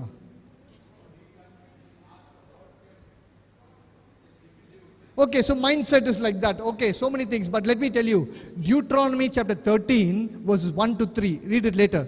Deuteronomy 13, 1 to 3 says, God will make it happen. Sister, God will make it happen. You know why? To test you, whether you start following that. Deuteronomy chapter 13, verse 1 to 3 says that. It says, God will, okay, you say, no, okay, you're reading it. God will say, okay, let me make it happen. Why? To test you. So even for fun, if you have done it, please confess it. Clear about it? Okay, I'm not going to all that. Quickly, second commandments. Okay, I'll give you only points here. Okay, there are few ways in which we break. Number one is in the promises that we make. You shall not take the name of the Lord in vain. Sister, don't worry, sister. Even if you cannot see there, it's in Deuteronomy chapter 5 and Exodus chapter 20. It's there. Praise the Lord. Hallelujah. Okay, promises that you make. In the promises, Matthew 5, 34 to 37 says, let your yes be yes and no be no. Anything else comes from the evil one. I've also given the church quoting there, CCC 2143. So, God's name is holy. You cannot use it for your own personal gains. I'm not explaining all these things. Then, okay, one point I will mention here. I'll skip this. Reverence to place, objects and people of worship. Very important. I'm specifically mentioning this today. Reverence to place, things and objects, people consecrated to God. Absolute reverence to them. For example, where is your Bible? Is it thrown along with your commercial magazines? Where is the rosary? Behind the bathroom door. I remember in our retreat center, from Good Friday to Mercy Sunday, we have 10 days convention. The first 7 days it used to be in the afternoon. In the morning time, me and another person used to come and arrange the chairs. One day in the front row, third chair, I found one rosary. I thought somebody has missed it, gave it to the office and told the lady, somebody asked for it, give it. Around 2 o'clock when the program started, one lady who comes regularly, she came to me and said, Raghu, did you see my rosary? I left it in the first row. Did you see it? I said, Auntie, yes, that brown rosary is in the office, go take it. She looked at me and said, who asked you to take it? I had reserved my chair, somebody is sitting there now. What is the rosary used for? Overnight reservation of chair. With the same rosary, she will say, Hail Mary, full of grace. No grace will come. Let me tell you, an object of worship is an object to be respected. Place, a church, a chapel, absolute reverence. Today we see people just walking up and down, walking up and down. Blessed Sacrament will be there. Without even, genuflecting, they walk across. Praise the Lord. Hallelujah. Playing with the mobile phones. You're taking notes, sister, I know that. Generally speaking. Praise the Lord. Hallelujah. Then the third one, reverence to people consecrated to God. If you can just take the word of God if you want to. I'm not going to explain this. People consecrated to God. The priest and the nuns, absolute reverence for them is needed. Psalms 105 verse 15 says, do not touch my anointed ones. Anything against a priest by your thought, word or deed is breaking the second commandment of God. God is pained by that. My dear friends, today it's a fashion to go and complain, gossip against the priest. It's not pleasing in the eyes of God. It's very painful for him. Yes, we may defend. There are so much of problem. Let there be problem. I know there are problems in the church. You can do two things you can do. If you find a problem with a particular priest, you know what to do? Go and talk to them directly first. Nothing wrong in that.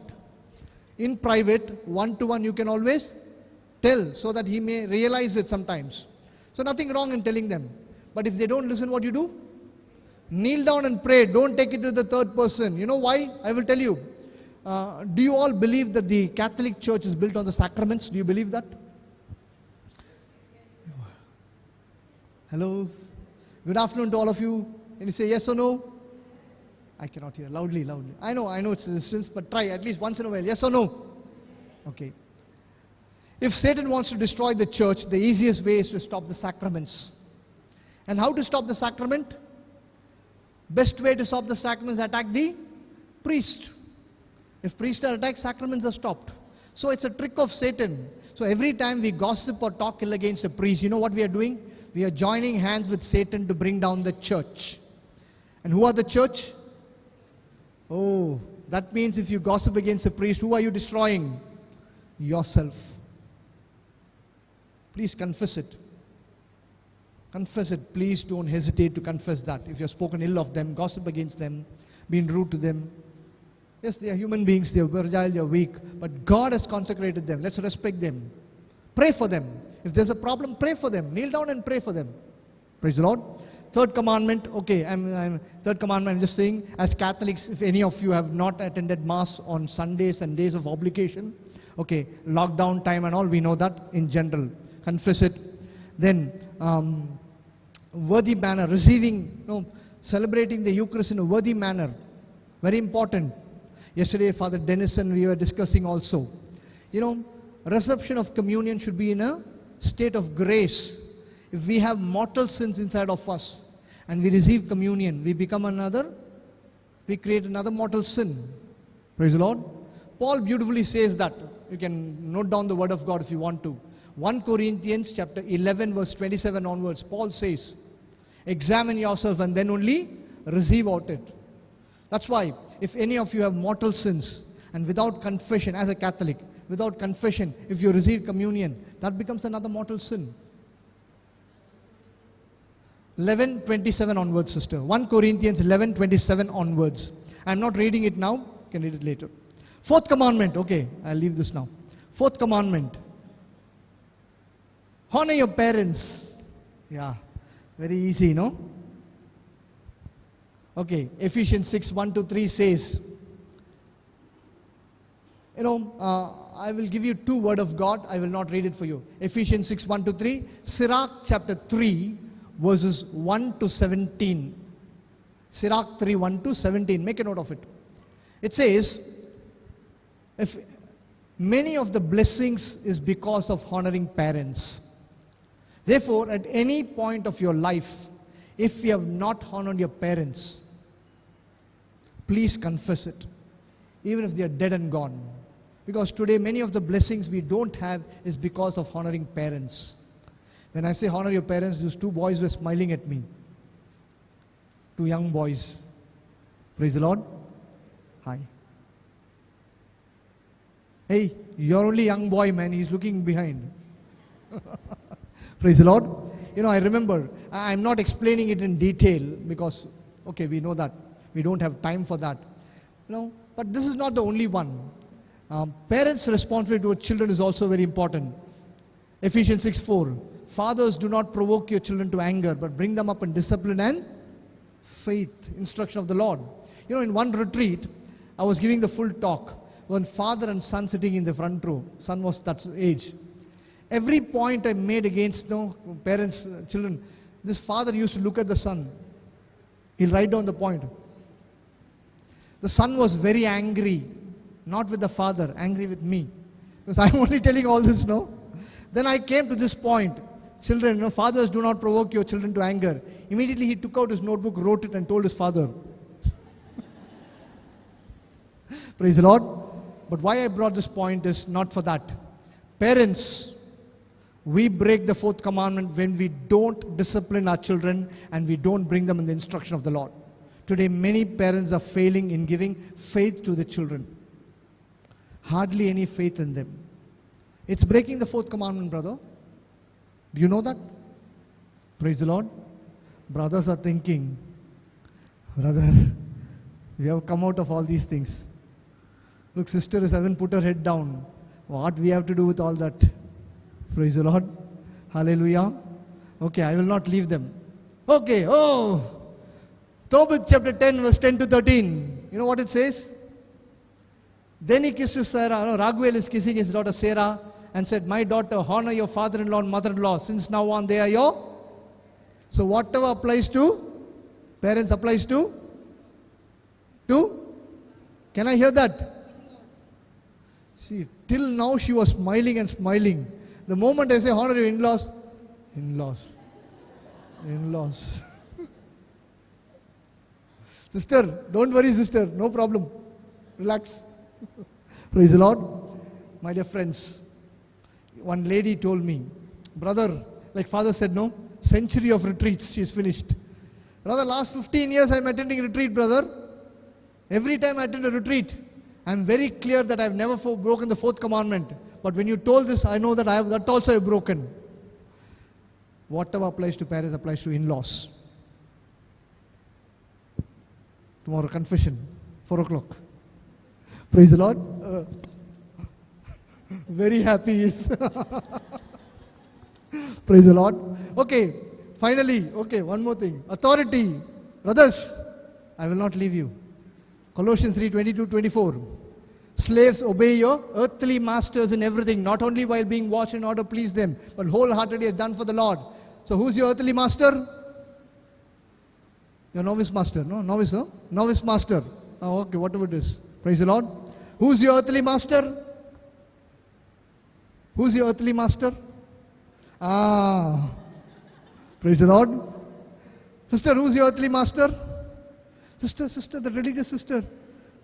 Your superior, whoever it is. Praise the Lord. Hallelujah. It says, not only while being watched. Hey, who's your earthly master? The two boys. Who's your earthly master? I'm asking you only red t-shirts. Stand up. For a long time I did not make anybody stand up. Okay. Hey, who's your earthly master? Huh? No, parents is over. Your teachers. It says, stand up man. It says, not only while being watched but wholeheartedly. Your teacher will come in front of you. What will he say? Good morning, ma'am. And when she goes outside, hey, all these people have done that. They're laughing. All of you go for confession now. Praise the Lord. Praise the Lord. Okay, let's go on. 5th commandment, do not kill. Quickly, I'll give you points. Hatred. 1 John 3:15. All who hate a brother or sister are murderers. If you have any kind of hatred against anybody, you are a murderer. Clear? It doesn't need explanation. Are you clear? If you have hated anybody in your life and not confessed it, go and confess it. Then Matthew 5:22 onwards, anger. If you're angry with a brother or sister, you're a murderer. Are you angry with me, sister? If you're angry with me, you're a murderer. You have to go for confession, not me. Very clear. Praise the Lord. Then, very important. Sirach 28:13-24. Gossiping, slander, judgmental attitude. Yes. You know, that lady, you know what, She's like that, huh? Hey, you know one thing? Don't tell anybody, huh? Don't tell anybody. You will say 50 people. She will say another 50 people. Judgmental attitude, assassination of character. I'm not explaining all these things. But I'm going to the more important one, abortion. Every fetus in the womb has a life. Destroying the fetus is destroying the plan of God. As the Catechism of the Catholic Church 2272 says that, even formal cooperation as a doctor, as a nurse, if you have performed the sin of abortion, as a husband, you have given concurrence to your wife, as a mother, you have given concurrence to your children to abort. It's a grave sin. Anybody has gone for an abortion, please, cooperated, suggested it to somebody, please confess it. Yes, sister? Any doubt? Don't worry, ask me. Don't ask me what time I will finish. Praise the Lord. Hallelujah. Praise the Lord. Good, I told him to take his mobile phone and note down. If it was a notebook would have been over by now. I'm not explaining all these things. Jeremiah 1:5 says, even before you were in the womb of your mother, I consecrated you. So any of these things, abortion. Then how else do we, euthanasia, mercy killing. We have no authority to terminate the life of anyone. Catechism 2276 says, every life is precious. Whatever is the state of that person, we cannot terminate the life of the person. Country may legalize it. Many countries have legalized it. But church says no, because we believe in a God who is merciful. Whatever is the condition of this person, do you believe that God can save you? Yeah? Testimony. Yes? From deathbed she came out. If somebody had thought anyway she is suffering, given euthanasia, you know what would have happened? No retreat. No. Praise the Lord. Hallelujah. Do you understand that? So, we depend on a merciful God. It against euthanasia. If any of you have encouraged it to somebody, please do that. Then, suicide. As we do not have authority over the life of others, we have no authority over our own life. Anybody committed suicide sitting here? Just making sure. So any attempts of suicide, suicidal tendency, thoughts, please confess it. Confess it. Then abuse of substances. Abuse of substances. You know, drinking, smoking, drugs. I'm not going to explain all these things. You know it's all sin. Please confess it. Let's quickly go to 6th commandment. Do not commit adultery. I'll divide it into two very quickly. The first part, obvious ones. Any relationship between two people outside the sacrament of marriage is adultery. You know, earlier I used to preach like this when I began my ministry. Any relationship between man and a woman outside the sacrament of marriage. But now I've changed my preaching. Any relationship between two people outside the sacrament of marriage, you know what it is. So extramarital, premarital, homosexuality, lesbianism, watching pornography, masturbation, lustful thoughts, all this you don't need explanation. All of you know that. Only ask the Lord to give you the grace to confess it and be delivered from it. But I'm quickly going to the other aspect of it. Okay, I'll go into the other aspect. Use of contraception. The Catechism of the Catholic Church. I'm giving you all the Catechism of the Catholic Church teaching so that you know it's not an opinion from me, it's the official teaching of the Church. It says, you know, use of contraception, artificial means of birth control, even in the sacrament of marriage, is sin. What is the purpose of marriage, brother? You said one of the points, procreation. Yes? Love, intimacy and procreation. So man cooperates with the creative power of God in marriage. So when you use contraceptives, you're blocking the creative power of God. So if any of you in the sacrament of marriage have used artificial means of birth control and not confessed it, please confess it. It's breaking the 6th commandment. Don't try to justify it. We know that. Then what about people who do not have children? Who do not have children? Infertility. You know, okay, again I'll give you the church teaching here. Look at me now. I'll summarize it. The church says any kind of medical techniques can be used. Follow me very carefully. Any kind of medical techniques can be used to increase the fertility. But if it is going to separate a man and a woman, it's a mortal sin. That is, if somebody is not able to conceive and medicines have to be used, use it. Church says use it. But man and women have to unite. Donation of sperms, insemination, surrogated mothers, donation of ovaries, all that is a mortal sin. Church teaching is there. Praise the Lord. Hallelujah. Very clear. Because it's against the because man and women has to unite. Intimacy is one of the conditions of marriage. Whereas when you donate your sperm or your ovary, what is that? I'll give you a small testimony, a Mangalorian testimony. Praise the Lord. And don't look at Corinne. It's not Corinne's testimony. That she will give. That she will give. Praise the Lord. Okay, she knew this commandment. That's why she was very clear on that. A person came to me for counseling. That family is very well known to me. One of the relatives ministers with me in my retreat center in Bangalore. This girl came to me for counseling. She was married for 3 or 4 years, no children. She came to me for counseling for something else. During the counseling, I got a message that I asked her, are you using contraceptives? She says, no, brother, I'm clear about it. No, I'm not using it. I asked her, what about your husband without your knowledge? She said, no. He's also from a good Catholic family. They all know everything. No. Counseling got over. At the end of the counseling, she got up and said, brother, I have a small doubt. You know, some years back, there was a air crasher, overshooting the runway in Mangalore. This boy used to travel a lot in the flight. So his mother thought, anyway, they don't have children. If something happens to my son, what will I do? So she told him to freeze his sperm and keep it in the sperm bank. If need, I can use it later. Then she asked me, is that a sin? Then I explained to her how it is a sin. Then I told her to make a confession. I told the boy also to make a confession. Fortunately, one priest was there. So I told them to make a confession then itself. They made the confession and came back to me. And I prayed for them. God gave me a message that they will conceive. In 3 months she will conceive and have a son. And God gave me a name for that boy also. and told me to ask him to name him Samuel. Within 3 months she conceived and had a child. They have 3 children now. Praise the Lord. Mangalorian, they are not here now. Of course, they are moved over to Melbourne now. Praise the Lord. Hallelujah. Praise the Lord. Hallelujah. My dear brothers and sisters, when we follow the command of God, blessings will come. Okay, I'll quickly go to 7th commandment. I'll finish with the 7th commandment. Do not steal. Do not steal. Okay, stealing directly we know. Then it says, Exodus 23:8 says, giving bribe, taking bribe is equivalent to sinning. What to do, sister? No choice.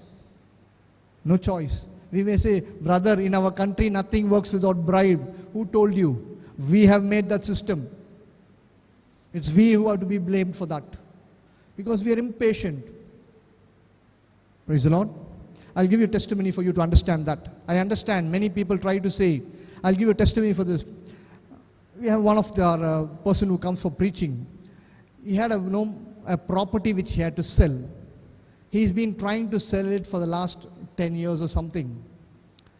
And he wants to donate that money for a work of evangelization. Very good Catholic. In fact, he's in the ministry. One day we were sitting in the chapel. Somebody else was giving the talk. We both were praying. Then he told me, Raghu, can you please pray for this intention? And God gave me a message. June 4th, this property will get cleared. He said, no, there are buyers, but the registrar is asking for bribe. And I will not give bribe. Sister, what did he say? I will not give bribe because against God's commandment. I told him this is a message from God. He says, okay, if God's message, I believe it, and he prayed. June 3rd, he's calling me up. Brother, I have a news. One good news and one bad news regarding this matter. The good news is this man is transferred. The registrar is transferred. I said, that's good news. What bad news? No. The bad news is the person who's coming to take his place is even bigger corrupt. My case is gone. What to do? I said, pray, message is there. Tomorrow he is taking charge, brother. Tomorrow is June 4th. Anyway, God told, no, we will pray. Both of us started praying there. June 4th, he's calling me and telling me, brother, miracle happened. This man is taking up the new post. He wants a lot of bribes. He's from another faith. So he told, he wants to start his work in an auspicious time. That auspicious time is for 2 minutes. He has to start his work in auspicious time. Then only he'll get more bribe. So he started on the chair and told the quickly bring one file. I have to sign in 2 minutes. So this man, clerk went and bought this man's file and he signed it on June 4th. Sister, now tell me. God will test you. You be firm. Praise the Lord. Hallelujah. Then taxes. Romans 13:7. Not paying the taxes as per the law of the land is stealing. If any of you are not paying taxes as per the law of the land, what about taxes? Yeah, we may have problems, but we can protest, we can raise, but pay it. It's stealing. And the last one, point here, stealing from God, tithing and offering. Tithing and offering. Malachi chapter 3 verse 8 onwards says, will anybody rob God? Yet you're robbing me in your tithes, in your offering. The word of God says you are cursed with the curse because you're not giving your tithes. What is tithes? 1/10 of your profit is the work of God. 1/10 of your profit. Sister is thinking, what is tithe? Are you working, sister? No, then no problem. Don't worry, relax. Praise the Lord. But you have to tithe your time and your talent. You're working, brother? 1/10 is for the work of God. How you give? Were you giving your tithe that time? Then no problem. Praise the Lord. Okay, anyway, tithing is that. You know, God says you're cursed with the curse. Bring the tithe, I will open these storehouse of heaven and give an overflowing blessing. Today, when it comes to giving to God and for the work of God, many of us hesitate. Many of us hesitate. You know, my experience normally in retreats, women are very active. They ask a lot of questions, like that sister answering now and then. Nothing wrong, okay? Nothing negative, positive. Nothing wrong. They always ask questions, keep on asking, then they laugh and talk something, like you all did. Everything they do. But men normally, they keep on staring at me. I'm not saying they're not listening. That's their nature. They'll keep on looking like that. But invariably when it comes to tithing, men open their mouth. One man, suddenly he put his hand up. Even while praising, he'll not raise his hand up. Suddenly, but he was a nice man. Just he looked like me. When I came to this point, he put his hand up. I was very happy. At last he's asking. Then he's, brother, one doubt. Is it on gross salary or net salary? 101 doubts when it comes to giving. I don't know all that. Oh, praise the Lord. Hallelujah. Brothers, sisters, I have enough and more testimonies. One small testimony I'll give you. I'll finish up with this. One of our team members, I'm in full-time ministry. That is, I'm not working. I'm doing full-time ministry. But this person has also got his business. He came to me and said some years back, I have a certain problem. Can you please pray for me? And I prayed. God gave me a message that he has not paid his tithe for 5 months. When I told him this, he said, yes, I've not paid because people have to pay me. I'm waiting for them. I've made a list. When it comes, I will give it. Then I told him, write down the names of the people who owe you money and write the amount on the right side. He wrote 6 names and amount there. I prayed with it. God gave me a message. The second person owes you 50,000. He will give the money tomorrow. Your tithe amount is 50,000. Pay it tomorrow. That's what I message. He told me this man is absconding. He owes money to many people. He will never come. But the first person in the list who owes me 1,50,000, he said he's coming tomorrow and giving it. So I will pay the tithes. My children want to go for shopping. We will finish it. I said, okay. Message was second person. Next day morning, 10 o'clock, he calls me and says, this person has started from Mysore to be the 1,50,000. I will get it in 3 hours' time. I said, good. 11 o'clock, he calls and tells me he met with a small accident. He has gone back. Praise the Lord. Then at 3 o'clock in the afternoon, he's calling me and said, you know, this person who owes me 50,000 was absconding. Suddenly, he knocked my door. He was there. He gave me the 50,000, put it in my hand and said, don't tell anybody that I came, and he ran away. So what are you going to do? Pay the tithes? No, tomorrow that 1,50,000 is coming again. Now we are getting ready for shopping. I said, no. The message was got from clear. Anyway, reluctantly he agreed. Next day morning, 9 o'clock, he called and said, I went and paid the tithes. Now again 0. At 11 o'clock, he calls and tells me, all the other 5 people have come and paid. Praise the Lord. Hallelujah. You get my point, my friends. God says, you bring the full tithe, I'll open the windows of heaven and pour out an overflowing blessing. Praise the Lord. Hallelujah. Okay, I'm not covering the other commandments, but I'm only giving you certain points. You know what is sin. Why we are losing the blessing? Because in the midst of the blessing is a commandment. And you know the consequence of sin, I've told you. And how we break the commandments, some points I've told you. If you have broken it, I would request you to make a good confession. And then your blessing is yours. Let's close our eyes for a moment. Heavenly Father, we thank you for giving us the grace to understand. In the midst of blessing is a command. Give us the grace to realize the commands that you're giving us, commandments that you have placed in my life. Give me the grace to understand the consequence of sin and come back to you with a repentant heart so that, like the prodigal son, I may also come and experience all the grace and blessings of the Heavenly Father. Heavenly Father, we make this prayer in the mighty and matchless name of your Son and our Lord Jesus Christ. Glory be to the Father and to the Son and to the Holy Spirit, as it was in the beginning, is now and ever shall be, world without end. Amen. You're announcing or? No, not okay. yet. Not yet. We will be beginning the confessions now. No, We'll Father Rovil will come in and tell Okay, about he will the- come and tell you. He's Okay, coming. Father is coming.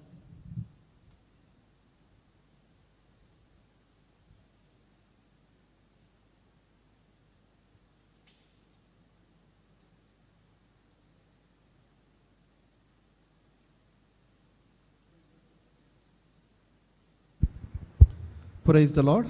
Praise the Lord. Now we have confessions. There will be 3 priests in our chapel, and 2 priests will be sitting in our parlor, and 1 priest will be sitting just behind the church. So total 6 priests will be available, and as the volunteers guide you and call you, follow the directions of the volunteers. Don't get up everyone. They will tell you how to go, and just follow their advice. And I wish each and every one of you very fruitful confession and a grace-filled season.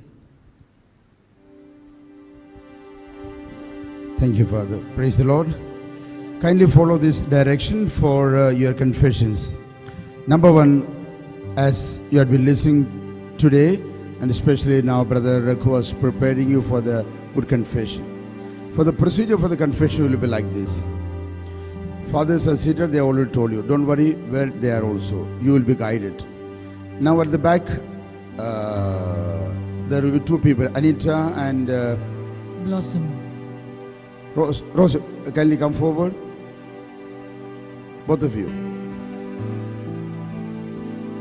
Ida is around here or she's there? Okay, don't worry. Both of you. Come in front. Okay now. So these are the two angels who will lead you to the holy city where you will be meeting Jesus over there. What we will do is, these two people will come and just call you like this only. No voice, because the adoration will be going on there. So they will call you. Now we have got preferably 6 or 8 priests. According to the number of the priests, there will be, for each priest, 10 people each. So what they will do is, from the last row onwards, they just show hands, then you get up from there. Don't go. Get up from there. Then Anita will be standing in front. Anita, put up your hand. Okay now. So Anita will stand in front with hands joined. You are going to receive a sacrament. We are going to receive a sacrament. Just as we go to receive the Holy Communion, we are going to meet Jesus in the forgiving sacrament. So she'll be joining hand like this and walking in front. Not turning back, because the story of Lot's wife. And then others, whether man or woman, you will be following in line with your hands joined. And follow in line to the center door, go out, and then at the end of the line, another angel, Blossom, will be there with a blossoming smile. So, in the company of these two angels, you will be taken to the confessionals. Once you reach there, Anita will come back to the same place. Blossom, together with Ida over there, will be distributing you 10 each for each priest. And you can remain there as you're standing there, also preparing and praying there. And once the last one is, second last is making confession, and the last one is in waiting queue. In such a position, Blossom will come back and tell Anita again, and both of them together will take the next batch. And once you finish your confession, keep coming and occupy the place from where you went. Don't go and sit anywhere else. From where you went, come and occupy the same place. You continue your prayer, your penance. Praise the Lord. Praise the Lord. Now, when one is making confession, if it is in the room, the one who is making confession is inside and the other one will be waiting outside. If it is outside, maybe under the tree or somewhere else, make sure the one who is waiting will be minimum 12 feet away from the one making confession, to the maybe to the length of a bench at least. So that, because being outside, the prayer will be going on, they may be saying a little loud, so you shall not be paying your ear to the one confessing there. That's why keep that distancing. And when you're in line also, keep that social distancing. Praise the Lord. I repeat, from the last row onwards, these two people will be just showing you the hand like this, and then simply stand up. Don't see whether your wife is coming or your husband is coming. Don't push him to, you go, I don't go. Make sure this is the angels coming and calling you, and don't sit back. All the Catholics go. Even if you are a non-Catholic, doesn't matter, go with them. When you go and kneel down over there, tell the priest, Father, I'm a non-Christian, I'm a non-Catholic. And then you can say your problems or difficulties, not a long counseling as such. Father will give you a blessing. It will only be a sacramental confession. That means all of you are given the same privilege of getting a blessing. Praise the Lord. Hallelujah. And when you go in line, I said, please join your hands, go in line, and with decorum, you're going to receive a sacrament. After the confession, come back to the same place where you went. Only one clarification to make. In case there are, say, 6 priests sitting over there. There is Father John, there is Father Thomas, there is Father Anthony. Supposing you feel, I would like to make confession with the Father John rather than Father Anthony. You can make a choice with any one of them. Doesn't matter, even though they place you on this line, you can move to that line and make a confession there. Praise the Lord. But if you think, I want to go first, so you have been standing on line over there, there is a longer line, so you want to come and join here. No. Praise the Lord. However, there need not be any difference. If you know that priest, if you think he knows me very personally, it's the best way to make confession, I tell you. If you really want to make a good confession, go to the priest whom you know, so that he is there in the name of Jesus, not for a personal dialogue or talk. Then, very important thing, this confession is not counseling, which means there are another 10 people, 9 people waiting in the queue and many more. So if you take half an hour there, you will be depriving the other people. So we will make provisions for counseling later. But if you have got certain clarifications regarding the sin you had been committing, then Father will definitely give you the necessary counseling for that. Praise the Lord. One more thing, when you make confessions, be straightforward, clear, and to the point. Don't go on telling stories. Father, do you know, during the time when we got married, at that time, when I tell my husband, he will never listen to that one, he will go to, his own ways, and he will come by very late and all that thing. Then sometimes I got angry and, I was hitting my husband. Simply say, Father, I got angry and I hit my husband. Don't tell the stories back afterwards. Praise the Lord. Hallelujah. Hallelujah. Because the way when you go on explaining, simple reason. Why do you want to make explanation? So that you are explaining away the sinfulness of it. And trying to tell the priest, no, I really did not commit a sin. It was because of the problem of my husband, I did it. Then you will not get a repentance, you will not get a forgiveness from the Lord, because you are trying to explain away. Praise the Lord.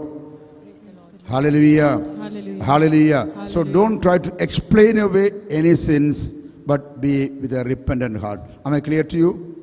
When you go for the confession, if you can kneel down, preferably kneel down. If you cannot kneel down, there may be some other alternative arrangement for that.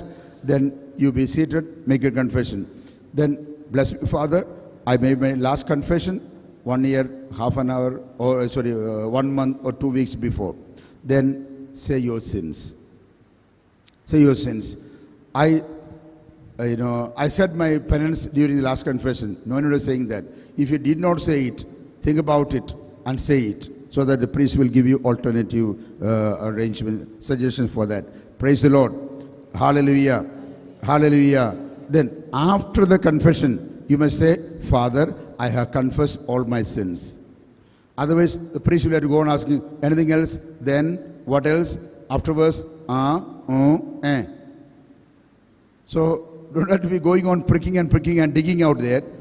The advantage is when you say, I confess all my sins, the priest will give you the necessary advice, then what we call a penance, and then the blessing of the absolution. At the end of the absolution, in the name of the Father, and of the Son, and the Holy Spirit, you must say, Amen. Say it loud.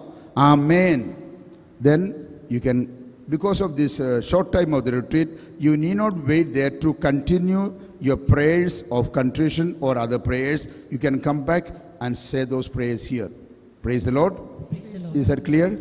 Start right now the first batch. Then the adoration we are continuing. So you need not look back who is going there. When they will straight away come to you in your lane. And whatever is remaining, the confessions will continue tomorrow also.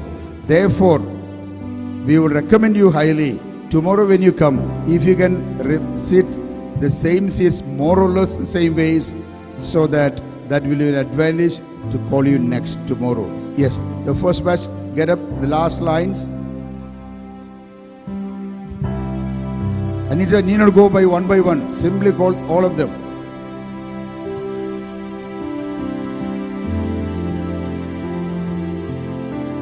No, one of the angels go in front. See, they are going. Anita, go in front because they don't know where to go.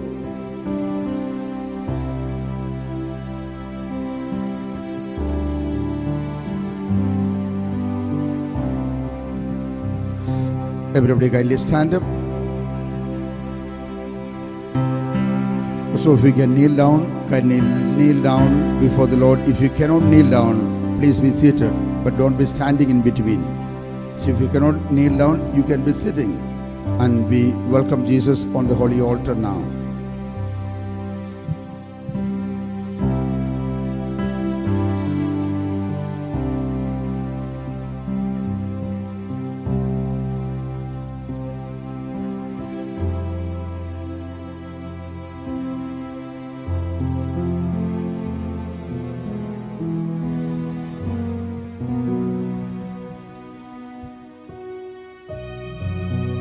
O sacrament most holy, O sacrament divine, all praise and all thanksgiving be every moment thine.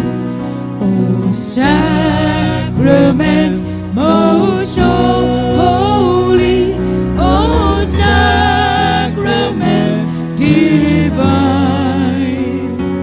all praise and all thanksgiving be every moment thine, be every moment thine, be every moment thine.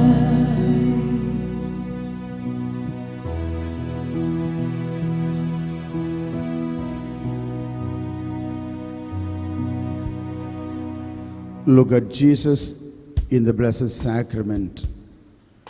Jesus in the Blessed Sacrament. From morning onwards, we were listening. Jesus said, all those who are carrying heavy burden, let them come to me, I will give you rest. All those who are carrying heavy burden, let them come to me, I will give you rest. This is the moment that we are together in the presence of Jesus in the Blessed Sacrament, asking the Lord, Lord, have mercy on me, I am a sinner. Lord, have mercy on me, I am a sinner. This Lenten season is a great privilege for every one of us to offer up our sins, our shortcomings. Last year, perhaps, at the time of the Lent, we were not allowed to gather or even to have celebration of the Spirit like this because of the lockdown and the COVID-19 protocols. The Lord has helped us.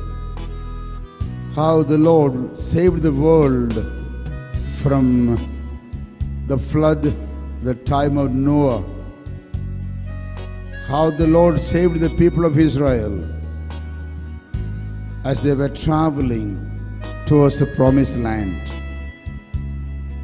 Lord Jesus, I do not know whether I will remain till the resurrection celebration or how many more years.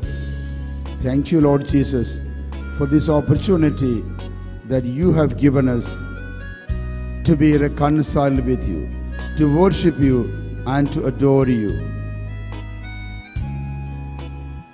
As we were listening the word of God, Lord, sins which I committed by way of omission and commission, I am reminded of the church precepts, giving my life to the Lord. And you had been reminded through the word of God, the commandments of Christ, the commandments of the Lord, giving first place to God in our lives, and to honor the name of God, and to honor the day of the Lord. On this occasion, very particular to remember, even I had a lot of time during the lockdown time. Did I spend enough time for reading the Bible or making my prayers more intimately and personally with God? During the lockdown time, all were interested, and there had been online spiritual programs everywhere from many centers. Two things to remember. One thing, did I find enough time at least to turn on my mobile or the computer or the TV that I could be spiritually nourished, which comes to my home? There are many people who are working from home. Did I make use of that facility? The second bondage is that even now when the churches are open, the adoration center is open, am I still finding it comfortable for me just to join the online program? And meanwhile, I can do my homework, I can be working, I can be in the kitchen, I can be entertaining my guests, and in between, I am attending the online services of Mass or preaching. That's a wrong thing. When the Lord has opened the situations for you, when I find my time for shopping, marketing, all other social gatherings, why not I give my time to the Lord? With a clear mind of examination, we must be answering to the Lord and thinking and reminding of all the sins which committed before the Lord.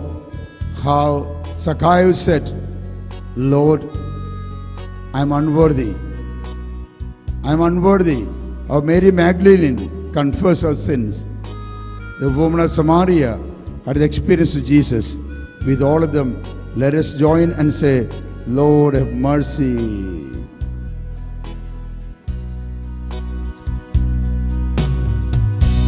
Father, I believe. Father, I believe. Father, I believe. I believe in you. Jesus, I believe. Jesus, I believe. Jesus, I believe. Jesus, I believe. I believe in you. All together. Jesus, I believe that you are my healing and wholeness. Jesus, I believe that you are the Lamb Come of everyone. God. Jesus, I believe that you alone can forgive all my sins. I believe in you. Oh Lord Jesus. Spirit, help me. Spirit, I believe to make a good confession. Spirit, I believe that you are my helper. Spirit, I believe that you are my counselor.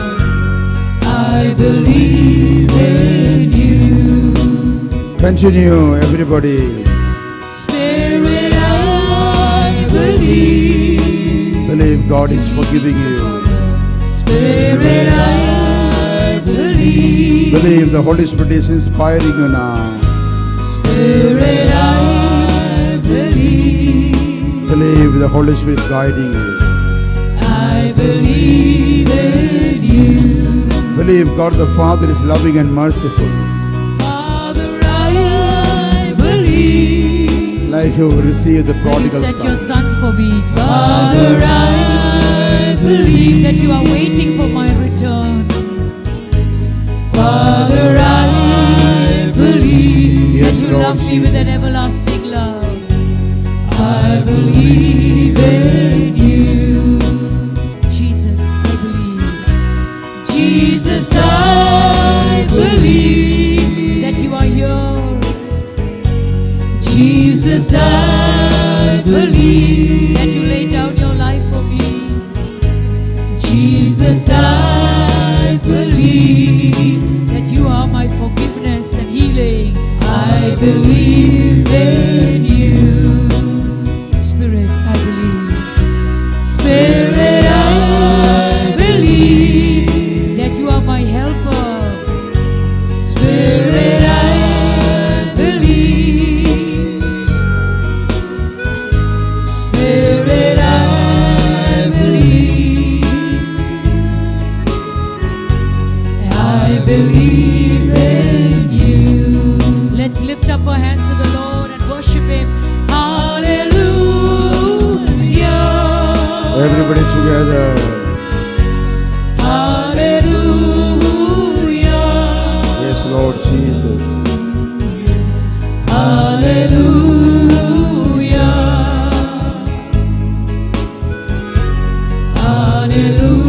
Hallelujah. Sing hallelujah to the Lord. Hallelujah.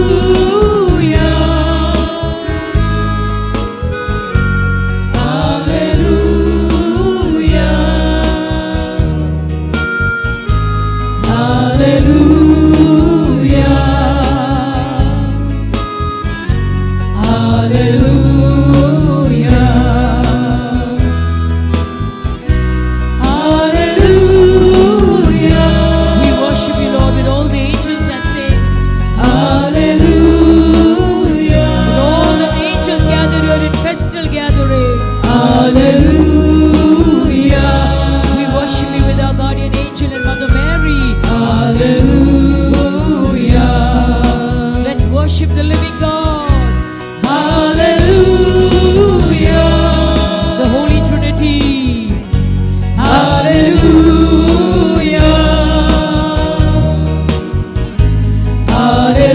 Hallelujah. Glory to God. Hallelujah. All together.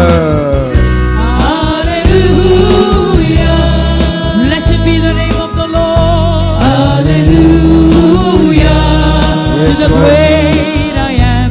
Hallelujah. Holy is the Lord. Hallelujah.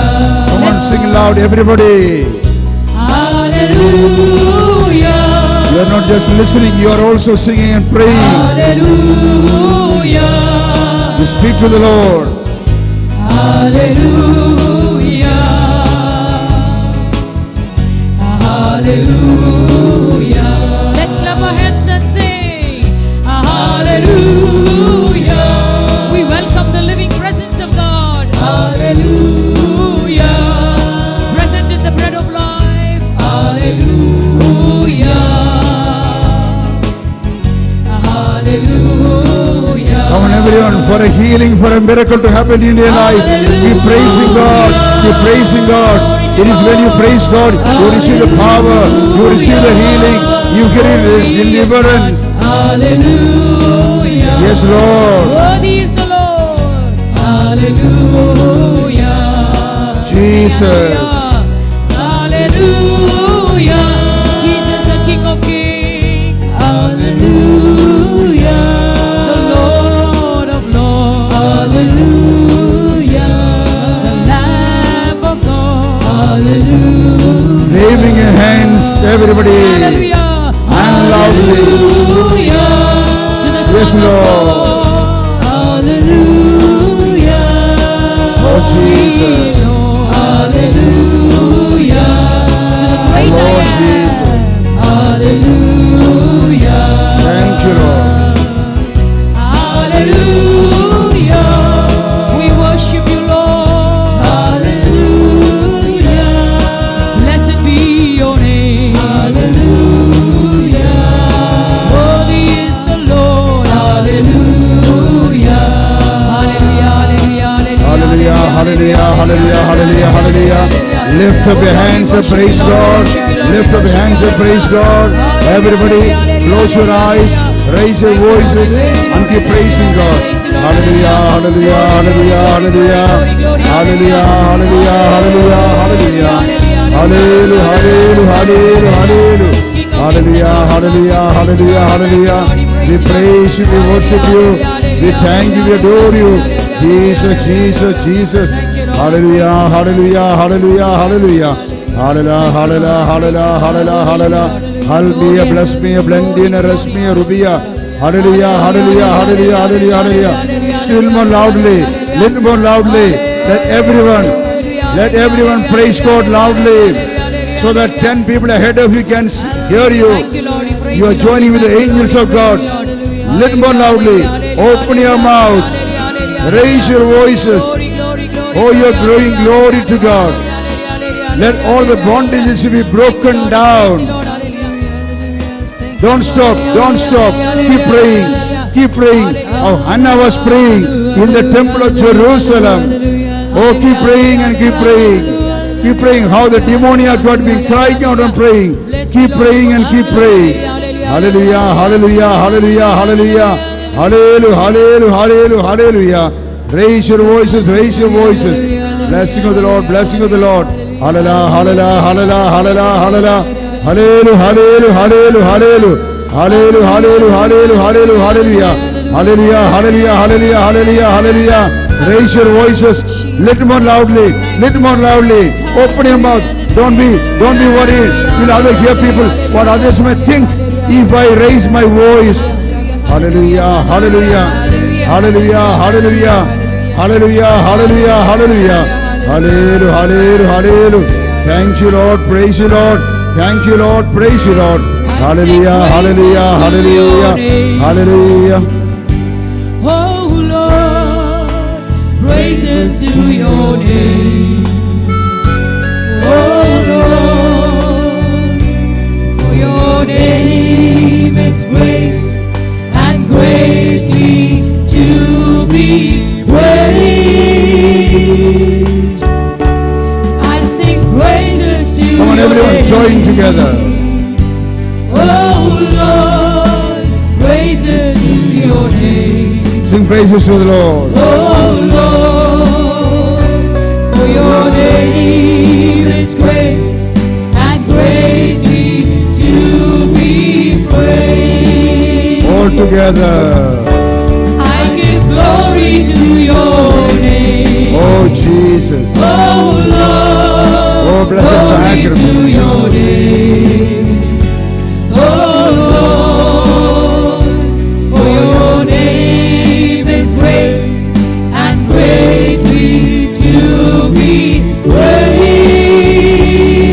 I give glory to your name. Oh Lord, glory to your name. Oh Lord, Oh glory to the name of the for Lord. your name is great and greatly to be praised. Oh give glory to the name of Jesus.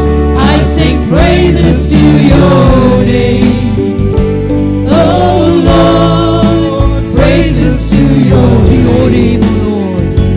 Oh Lord, your name is great. For your name is great and greatly to be praised. Everybody, can you stand up and sing together? Stand up and sing together. Oh, stand up to the angels of God, all the saints in heaven. Oh, Jesus, Jesus. For your name is great and greatly to be praised. Come on, everybody. I give glory to your name. Oh Lord, glory to your name. Oh Lord, for your name is great and greatly to be praised. All together. I sing praises to your name. Oh Lord, the name above all names. Praises to your name, Jesus. Oh Lord, every knee will bend for your name. Every tongue will confess and praise. Jesus, you alone are Lord. Yes, Lord, yes, Lord, yes, Lord. I give glory to your name.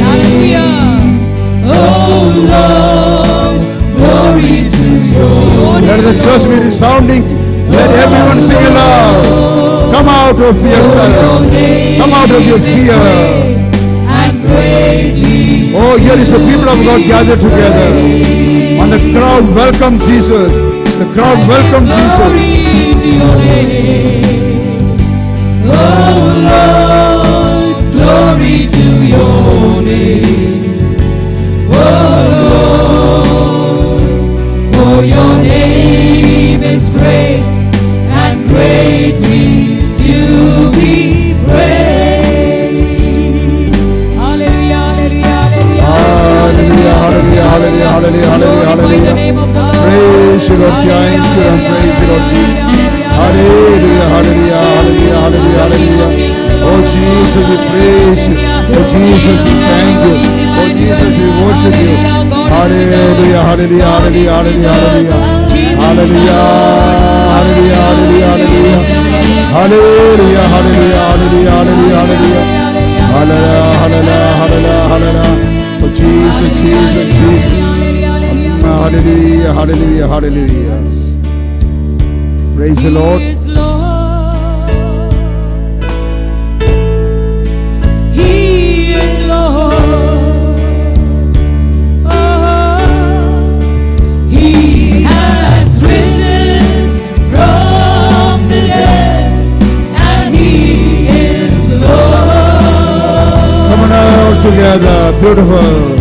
Every knee shall bow, every tongue confess that Jesus Christ is Lord. He's my Lord. He's my Lord. He is my Lord. He's my Lord. He has risen from the dead, and He's my Lord.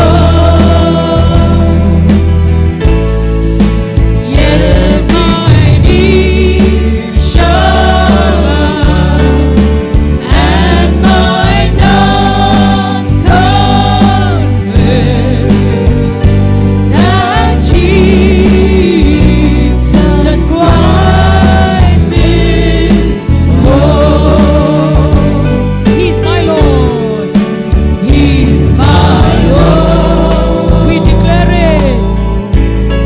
Yes, He's my Lord. He has risen from the dead, and He's my Lord. Yes, my knees shall bow, and my tongue confess that Jesus Christ is Lord.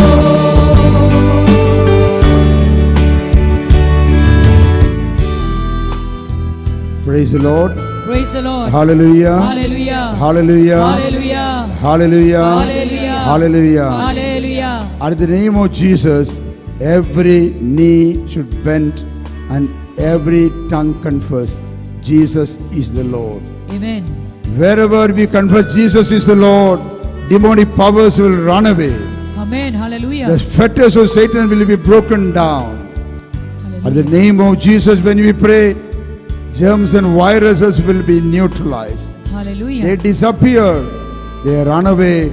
They disappear. Hallelujah. And all the problems of your life will disappear because Jesus is taking control over you. Amen. Amen. Amen. Hallelujah. Hallelujah. Hallelujah. Hallelujah. Hallelujah. Hallelujah. Even though Zacchaeus was a rich man, he had plenty of money and wealth and power and position, there was no peace in his life. There was no peace in his family. There was joy, no joy. But the moment Jesus entered his life, when he surrendered himself to the Lord took over the lordship. Kyrios the lordship, authority. From that moment onwards, there was peace, tranquility, success, and the fullness. So Jesus told him, today salvation has come upon this home, as we read in the Gospel of Luke 19. Today salvation has come upon this home. You are experiencing this peace from Jesus today. The great theme of St. Luke, today. And to the thief on the right side on Calvary, before he was breathing the last, he was good enough to steal the heaven also. And he said, when you are in your kingdom, remember me. Remember me. With that just one word, Jesus gave him the promise. Today you will be with me. That means they are going together. You will be with me in paradise. Hallelujah. Amen. Amen. Hallelujah. Hallelujah. Hallelujah. Hallelujah. Jesus did not say, wait 3 days, I'm going to die, then I will be in the tomb for 3 days, and afterwards when I come, okay, I will issue visa for you. No, today you will be with me in paradise. Hallelujah. Your promise. Your promise. My brother, my sister, if you have got a tumor or a cancer, if you have got a serious sickness in your body, don't think, doctor said, only after the surgery you will be all right. Doctors are right. Nothing wrong with that.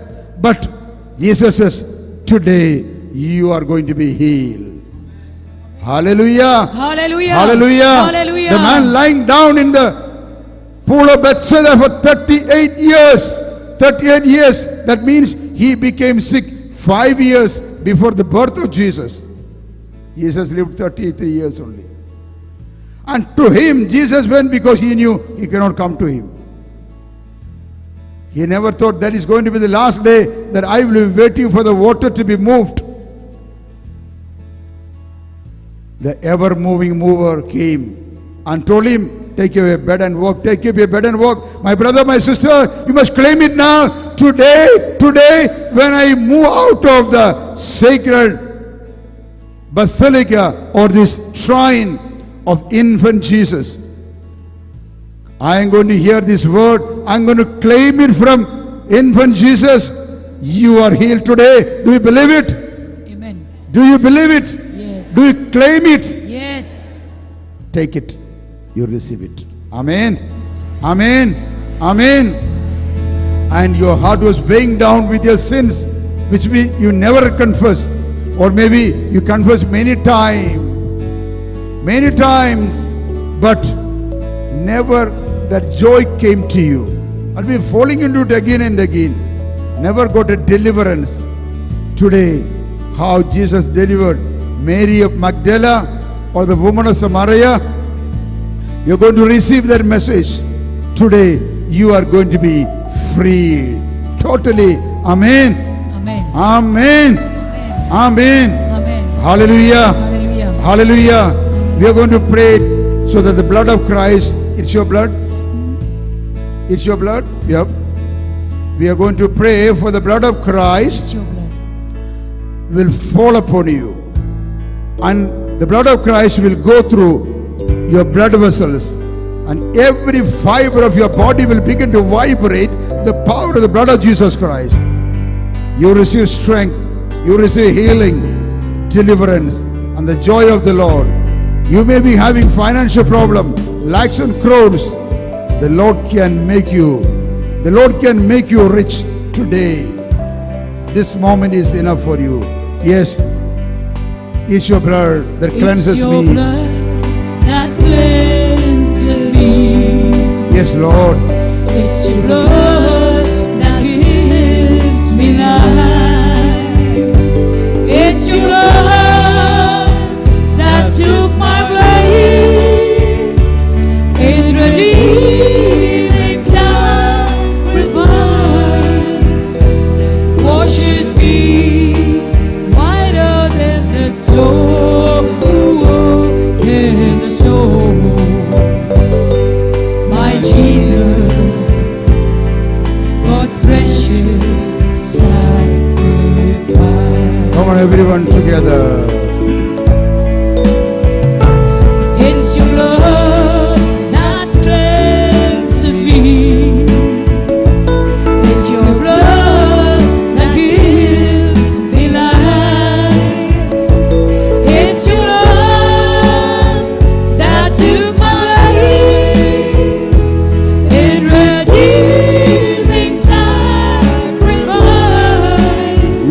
cross of Christ and see He was crucified for me. That blood is coming upon you. In the soul, my Jesus, God's precious sacrifice. Come on, my brother, my sister, My again. Jesus, God's precious sacrifice. And it's your blood that cleanses me.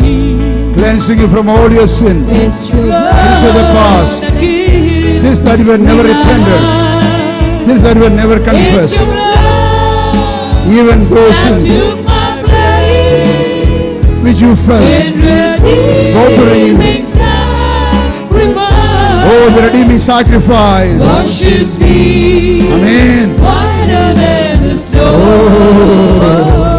than the snow. My Jesus, God's precious sacrifice.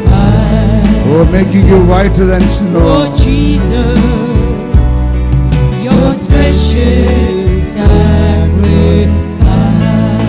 sacrifice. My Jesus, God's precious Everybody, say the name of Jesus. Yes, my Jesus. My Jesus, God's precious sacrifice. Repeat, everybody, my Jesus. My Jesus, God's precious sacrifice. Everybody, my brother, my sister. My Jesus, Close your eyes. Keep saying, keep singing, keep praying. My Jesus. my Jesus. Some of you with a urinary problem, the Lord is healing you. Skin allergy, itches and rashes over your body. Receive the healing by the power of the blood of Jesus. Some of you came after confession. You feel your heart light, God's precious peace within you. You can feel your eyes flooding with the tears. The Lord is wiping away your tears. Hallelujah. Hallelujah. Hallelujah. Hallelujah. Hallelujah. Hallelujah. Thank you, Jesus. Thank you, Jesus. Praise you, Jesus. Praise you, Jesus. Thank you, Jesus. Thank you, Jesus. Praise you, Jesus. There is power in the most precious and powerful blood of Jesus. There is power, wonder-working power in the blood of the Lamb. There is power, wonder-working power in the precious blood of the Lamb. Everybody seated and clap and sing together. And receive that power. There is power, wonder-working power in the blood of the Lamb. There is power, wonder-working power in the precious blood of the Lamb. Everybody clap and sing There is together. power, wonder-working power in the blood. Wonder working power. Miracle, miracle, miracle. There is power, Healing, deliverance. wonder-working power, Blessing, in the financial precious anointing. blood of the Lamb. Amen. There is power, wonder-working power in the blood, amen, of the Lamb. There is power, wonder-working power in the precious blood of the Lamb. Come on, everybody. Are you washed in the blood? Oh, your sins are washed away. Precious blood Your sickness of being the washed away. Lamb. Your tears being washed away. Are they white as snow? Are you washed in the blood of the Lamb? Are you washed in the blood, in the soul-cleansing blood of the Lamb? Are your garments spotless? Are they white as snow? Are you washed in the blood of the Lamb? There is power, wonder-working power in the blood Clap loudly. of the Lamb. Mighty clap. Everyone active. There's power. Let your shoulder move. Let your hands move. And receive the healing. In the precious blood of the Lamb. There is power. There is Victory today, victory today, victory in this place today. Victory today, victory today, victory in this place today. Come on, all of you. Victory.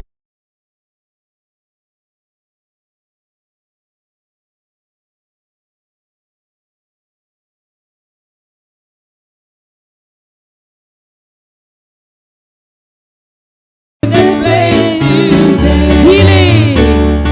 Healing today. Healing today.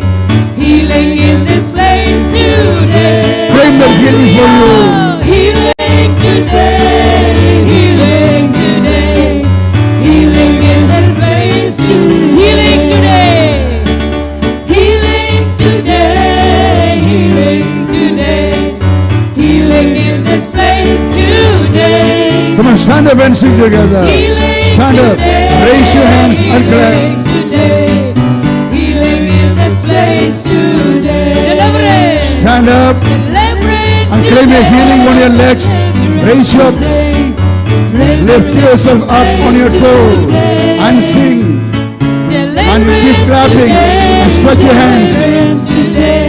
Deliverance in this place today. For there is power, power, wonder working. Come on, everyone. The blood of the Lamb.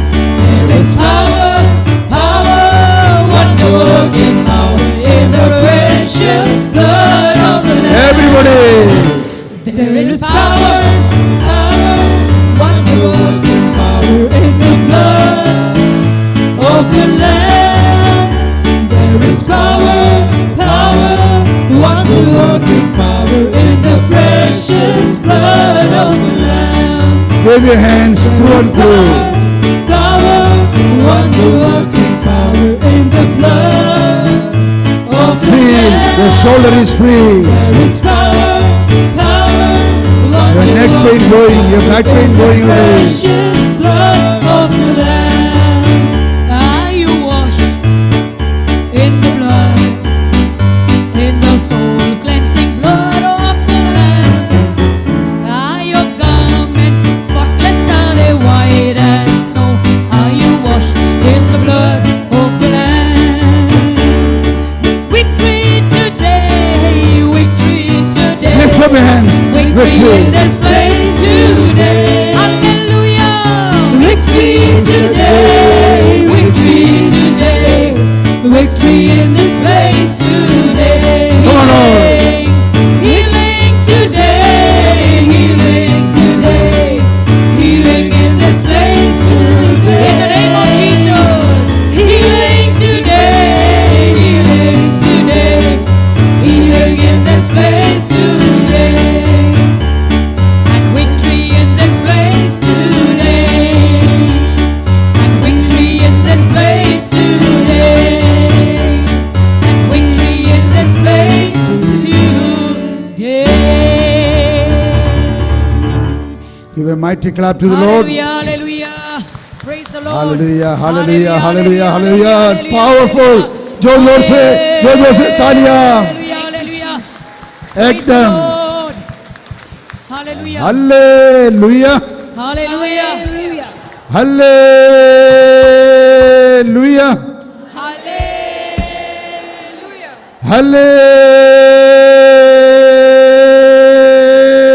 Hallelujah.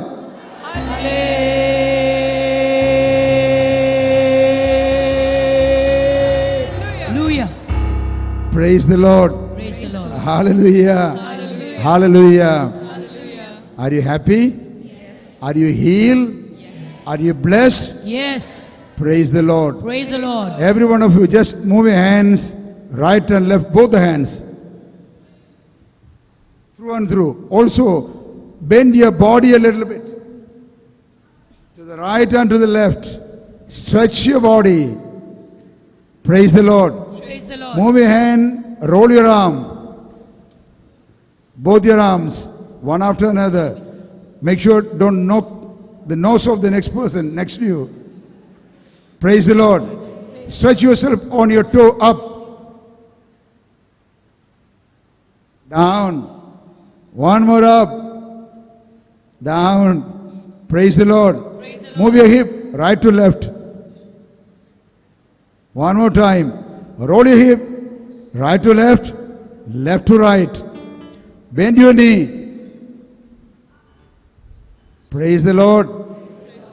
Bend forward and worship Jesus. See, your back pain has gone. We are trying to move all your joints now. Praise the Lord. Praise the Lord. Those of you had any pain, any joint pains or any ailment, now you feel you're free, your pain has disappeared. Lift your hands and wave your hands and say Amen. Wave your hands, keep waving. See, there are a number of people, majority of you. Praise the Lord. That is the power of the shrine of infant Jesus. And I really feel this was really lucky for you to choose this place for this celebration. Amen. Hallelujah. Hallelujah. Hallelujah. Hallelujah. Hallelujah. Hallelujah. Now kindly kneel down to receive the final blessing of the Holy Eucharist. I understand at 5 o'clock there is a Mass here, so that those who came late can join it. Others will, after the blessing and the final hymn, we will be leaving. Tomorrow also we gather at 9 o'clock. At 9 o'clock. Those who cannot come at 9 o'clock, we have made a special provision. They can come early, 8:30. And start praying. Praise the Lord. And those who could not come today, if your family members, you can still bring them. You may be wondering where to sit. Our organizers will make arrangement for them also to be seated, and for your food arrangements. Praise the Lord. Praise the Lord. Hallelujah. Hallelujah. Hallelujah. Hallelujah. And send messages to your friends and others so that they will start praying. Amen.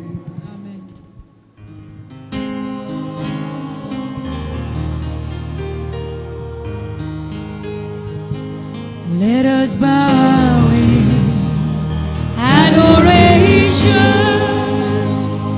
to this sacrament so great. Here is due and perfect worship.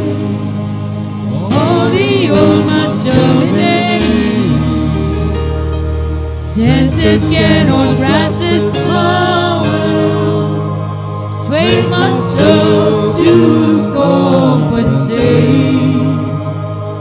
Glory, honor, adoration. Let us sing in one accord. Praise be God Almighty Father. Praise be Christ His Son our Lord. Praise be God the Holy Spirit. Triune God and be adored. Amen.